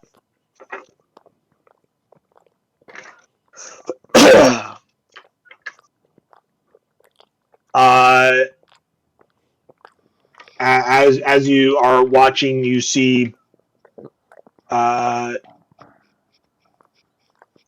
wizards, you see like mages show up and they start blasting streams of water at the building to try and contain the fire. Just you see like a storm cloud appear above it and just rain just down on the building, just trying to douse as much of the fire as they can before it spreads to other buildings, which you did have seen a few little patches here and there of it. And like a wizard like flies by and just like create water, just shoots like a jet stream out of his finger, just as he's taking out the various sparks to catch on the on like outer buildings. This is kind of like a slummy place. Most of the buildings are not up to fire code. You see a few some of the other buildings are getting soaked with water as a prevention measure to make sure the fire doesn't spread because it's hard for soaking ass wood to catch on fire. And as you're observing, I assume you're like circling the area now. Yep. Cool. You watch as like bodies are being dragged out of the building. A lot more than what should be expected for such a small apartment building. This is only like 2 stories. Squatters. And it's like recessed back behind some other buildings in like a deep alleyway. Like it's the kind of building that if you weren't in the air, you wouldn't have known it was there. Because on the ground to get to that building, you have to go down an alleyway between 2 other buildings that sits behind. And you can only see it because you're flying from above it. And they're pulling out bodies after body after body after body. You see like 20, 30, 40 people being dragged out of here. Or rather, corpses of people.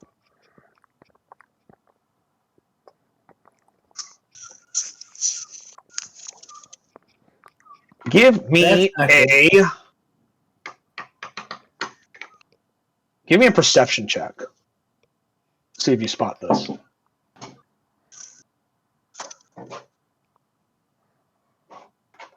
What kind of bird are you just flying normally, or did you actually wild shape into a bird? Oh wow, never mind. Doesn't matter. With the 25, you spot one body of a person that looks like a tiefling. A very familiar tiefling with large bat wings. I mark him in my mental map. Yes.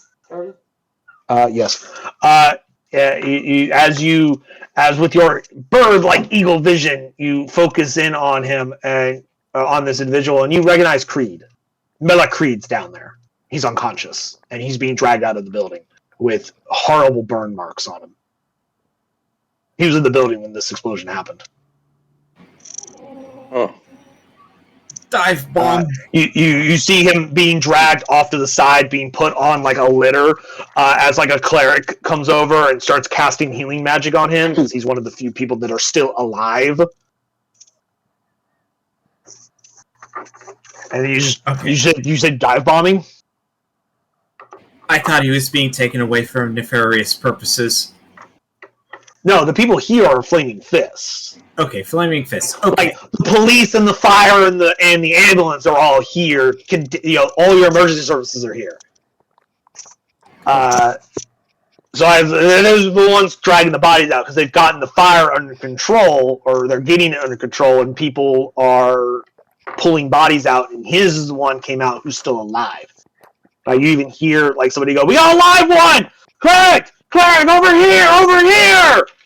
He comes over and you see a cleric of Gone come over and just pump a bunch of clerical magic into him, or enough to like prevent him from dying. He's still fully unconscious. Oh shit! And they're like, "We should get him over to the hospital." Yeah, it's like there's not much we can do for him right now. Let's go. And they like take him and they load him on the back of a wagon and they just take off. You hear like a cry like somewhere else, like, "Oh, we got another one over here! Oh, we got another one over here!" And you see various clerics running around doing what they can to save as many lives as possible. But every once in a while you hear a cry of "We have a live one," or "Hey, we need a cleric over here." You only hear maybe like less than half a dozen of those cries, but you see a lot of bodies being dragged out of this building. Way more than there should be. Like I said, there's only a 2-story like apartment building, and you've counted so far like 40 corpses pulled out of this place.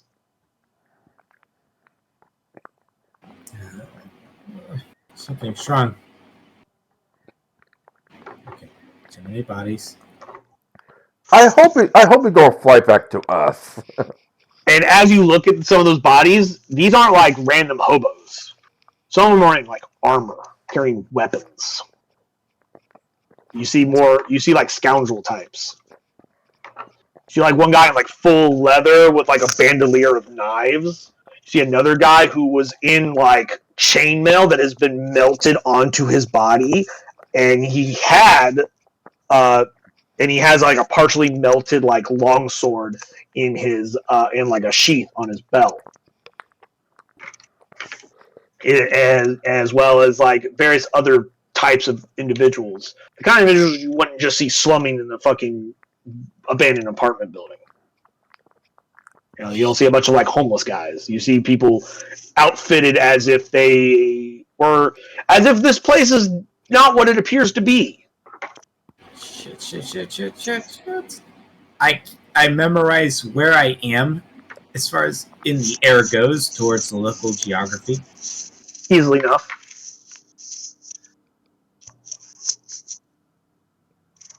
You see like the fucking medieval fantasy police tape getting put up around the area. One guy walks by and goes, "Hey, who the fuck are you? What are you doing in my crime scene? Get the fuck out of here! Get the fuck out of here, you bum!" Like, he like pulls out like a cudgel and he kind of like whaps you on the side of the arm, like, "Go, yeah, shoot, damn bird people!" He like shoos you out of the area. Give me a look. You might want to go back. You might want to go back to us and let us know that Creve was the target. Creed was the target. The tiefling. Creve is our dragonborn. Creed is Daniel. All right, Melak Creed. And you've used with Norixus Creed with a K. Mhm. After getting smacked, I just fly away and just go back to the group. all right. So Fly what? back to the group, who's, I assume, still dumbfoundedly standing outside the barracks. All right. So what's up? Of some of the firebomb, of some of the damaged locations I noticed, I did find one where Creed ended up being like one of the few survivors. Wait, Creed? What? Creed, not Creve. Sorry. Wait, he is one of the. Oh, for Jesus, they're Fun talking. fact, you guys know as a tiefling he has fire resistance. I know, Probably one of but the like, reasons why he's still alive. they targeted him. Taxi! I'm looking for like a taxi or something right away. What you need, boss? Three to I take it three what you want. what's called Manor immediately. The Casimir Estate? You got it, boss. Yeah, It's gonna be a long ride. But I'll get you there. No problem. Okie dokies. Hop on. we all hop on. I assume you guys hop on as well. Sure. There is also something else I need you to be aware of. Save for get to Manor. That's why I want to do it these. That's why I want to do it the estate. Okay. By the way, the closest hospital is in Brampton, which you see as marked as Harborside Hospital, which is the opposite direction of where the Casimir Estate is, if that should matter to either of you or any of you. Creed was sent to Harborside Hospital. We need to get to him. I mean, you can fly. You don't need to use a rickshaw there, Dr. Ice. You can go where you want. I still have information I need to explain. I know, but we need to actually add some Sophia to actually get Creef out there and into her mansion. You can just walk in there and fucking say, fuck you, he's ours. We're taking him. He's your crewman. Exactly. You just walk in. You just go to the hospital. You don't need to have to go all the way to Sophia and talk to her. Exactly. I could just go in. I could have two dire wolves like right at my side. I can use them as my power move and say, "Here's my Rick." You could also Here's just the name. go and see him. Like, it's not like he's under arrest, as far as you know. I think you guys are overcomplicating your thoughts here on this one. Okay. Like, you can just go to the hospital. Okay. Like, you don't have to have Sophia hold your hand to get shit done. Like, you how'd you solve your problems before, Sophia? Like, actually, let's go to the hospital and speak to him over there. You got it, boss. Boing, and he turns around and goes the other direction. But we still have to get him out because I'm pretty sure he's going to be targeted again. At least the Cashman Mansion has protection against that.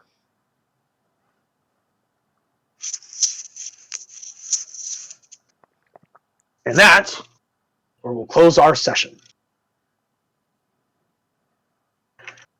I decided to take some liberties for Daniel's character because I thought it'd be interesting to give him something to have been doing during this time whilst he was not with the party. Daniel gets to come back so Daniel gets to come back and be told, your character was in a bomb. Your character was in a firebombing. You're now in the hospital. You wake up in hospital after being exploded. Your character exploded. What are the number, Masons? All right. Well, that explains why he didn't go to Casimir Mansion earlier. But I hope you all had a fantastic fun time. Yes, we did.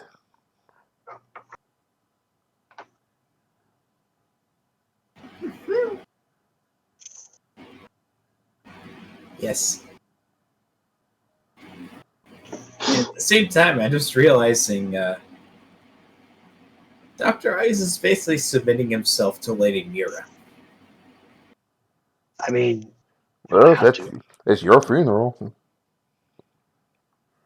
Besides, you're technically owned by a queen, so you don't get any. You don't have any option to sell yourself to others. You're already pre-owned. You have a little tattoo on the side on like the side of your ass cheek that says property of the Queen of Air and Darkness, or property of the Gloaming Court. Any deviance is simply because she gave permission. Otherwise, Questions, comments, concerns. Everybody have a good time. Nah, I'm good, thanks. mm-hmm. Everyone had fun. Yep. Yep. Fantastic. I'm pretty sure Dad's gonna have some fun when he comes back next week. He wakes up in a hospital room. Yeah. And he sees his captain in his front, and his crewmates over him like, "Hey, so you want anything you want to tell us?" No. Oh, No, I don't want to tell you anything. please, Dr. Ice, it'd be like in the neighboring neighborhood, getting like bouquets. Actually, I just make bouquets myself. I'm pretty sure even in that time frame, there's hospital shops. That, and I just realized I Well, could. remember, this is a fantasy world, so like timeline is funky like that. So like I can decide at any given moment the differing technology levels or social structures that may or may not exist. There might be a hospital gift shop. You don't know. I'd have to pull up the wiki and look at Harborside Hospital. I just saw that there was an actual place called Harborside Hospital on the map, and I went, boom, that's where he is. Because it amused me. But anyway, I'm actually quite tired because I've been working almost every day this week. Don't kill yourself, dude. Yeah, which is partially why I didn't have any fun maps that I had intended to have by today made and ready, because they got me working anywhere between 4 to 5 or more days, because apparently during the buyout of the company, some people decided they didn't want to work for the new owners and decided to quit. So we are shorthanded. So I'm working always fun. from like 4:30 to like 5:30, 6 o'clock at night, and I have a longer commute now because I live in Warner Robins, and I have to drive up to Byron rather than to the other side of town. So instead of like a 15-minute trip, it's like a 24-minute trip. Not too much farther, but a little farther. Hilarious enough, though, it doesn't take as much time because I'm not going across Warner Robins traffic. Warner Robins is notorious for having terrible traffic. And so instead of going across Warner Robins to get to work and then cross back, because it would take me like 30 minutes to get back home, I instead get on the interstate and just less traffic. Except when they decided to do construction work on the interstate, which they've been doing lately. Yesterday, I got stuck in bad traffic while transporting a patient. We sat in that hellhole. We spent like 40 minutes to go 2 miles. 2 miles. Sounds like New York City traffic.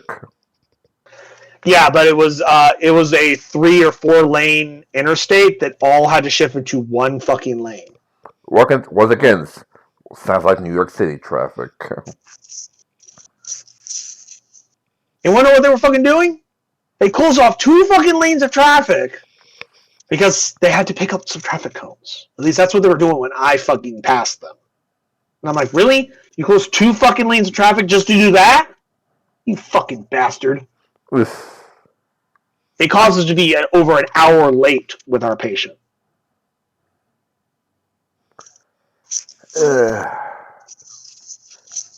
Because, like I said, we were patient loaded. I had a patient in the back of my ambulance taking him to dialysis, and we got stuck in that nonsense. 40 minutes to go 2 miles. Yeah.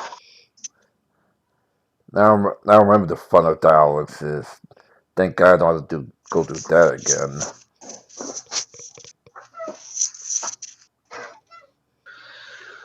Yeah, man, I don't remember the exact conversion of that is, but I think a mile and a kilometer are fairly close together in terms of distance. So I think it'd be fairly close to say that it would have been like the equivalent, close to somewhere between like the 35 to 45 kilometer mark, somewhere around that somewhere around that range.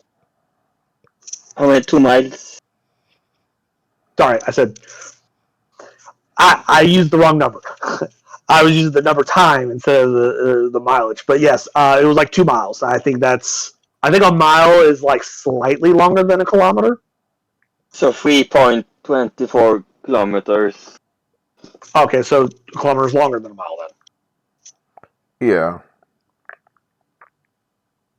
Right. Never mind. So no, mile is longer than a kilometer because if it's 3.5 kilometers to equal 2 miles, then yeah, a mile is longer. Yeah, because a yardstick is longer than a meter stick. Yeah. So 1.6 kilometers per mile. Cool. About. Good to know. I'll try to remember that. But yeah, so like imagine having to spend like 40 plus minutes going that length of time. And this was on the interstate where the speed limit is 75 miles an hour.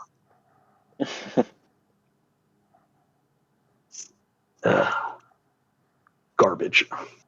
I was so irritated. I can imagine. Yeah. But anyway, I'm going to go and get some rest because I luckily have the next 2 days off.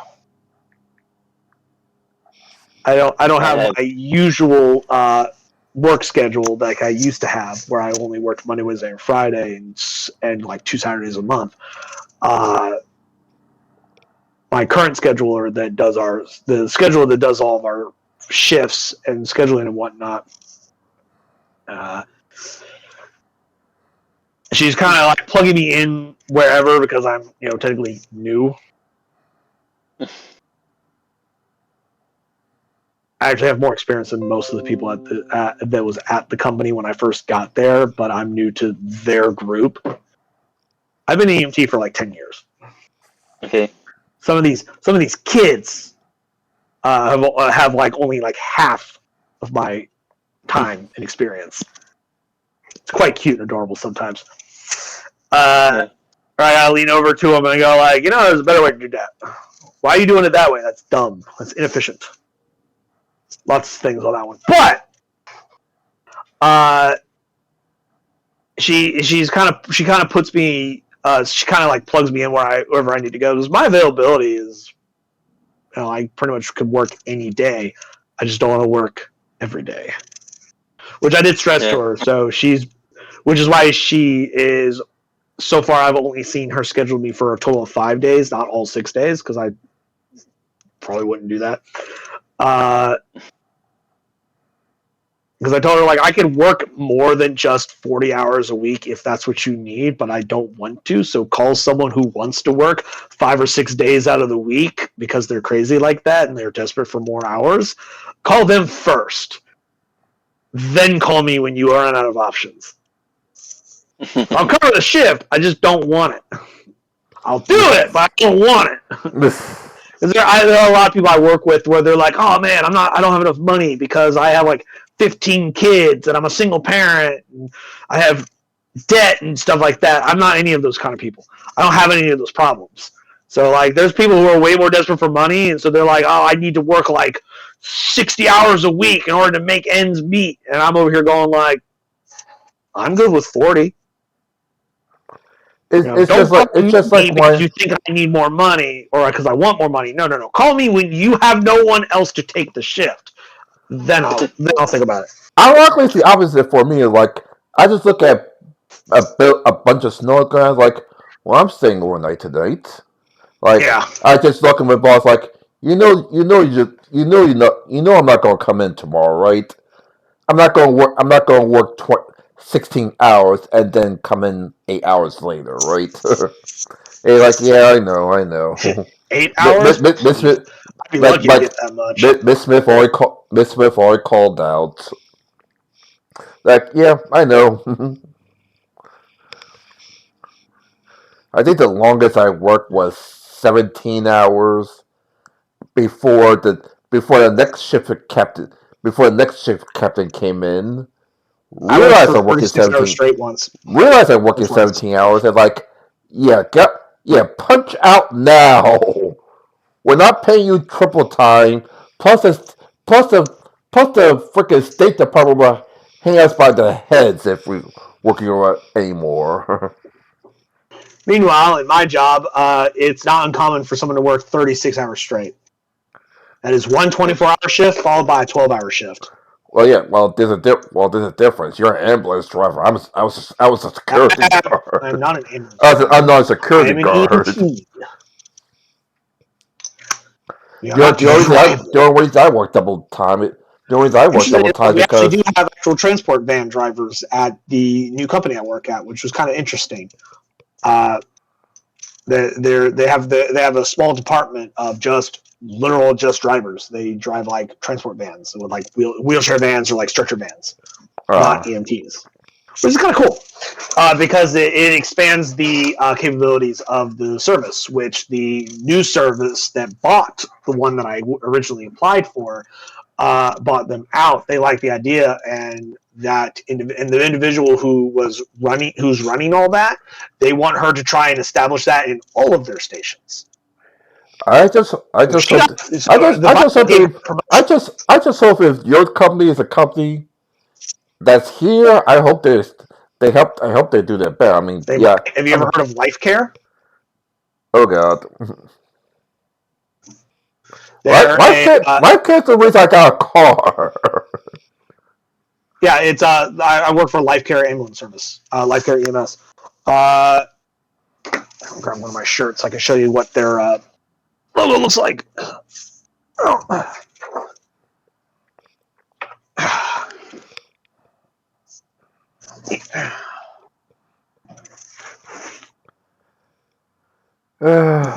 Like I said, that's the reason. Like I said, at least at the time, that's the reason I got a car. I don't know if they have any of their business outside of the state of Georgia or not. I've only talked to the owner a couple of times. I think I see a couple of life vest things in freaking Jersey. Yeah. But yeah, at least the one I had to deal with before I realized Uber is much faster and car is much cheaper. Like, okay, we'd be down like 10 minutes and like 30 minutes after your appointment.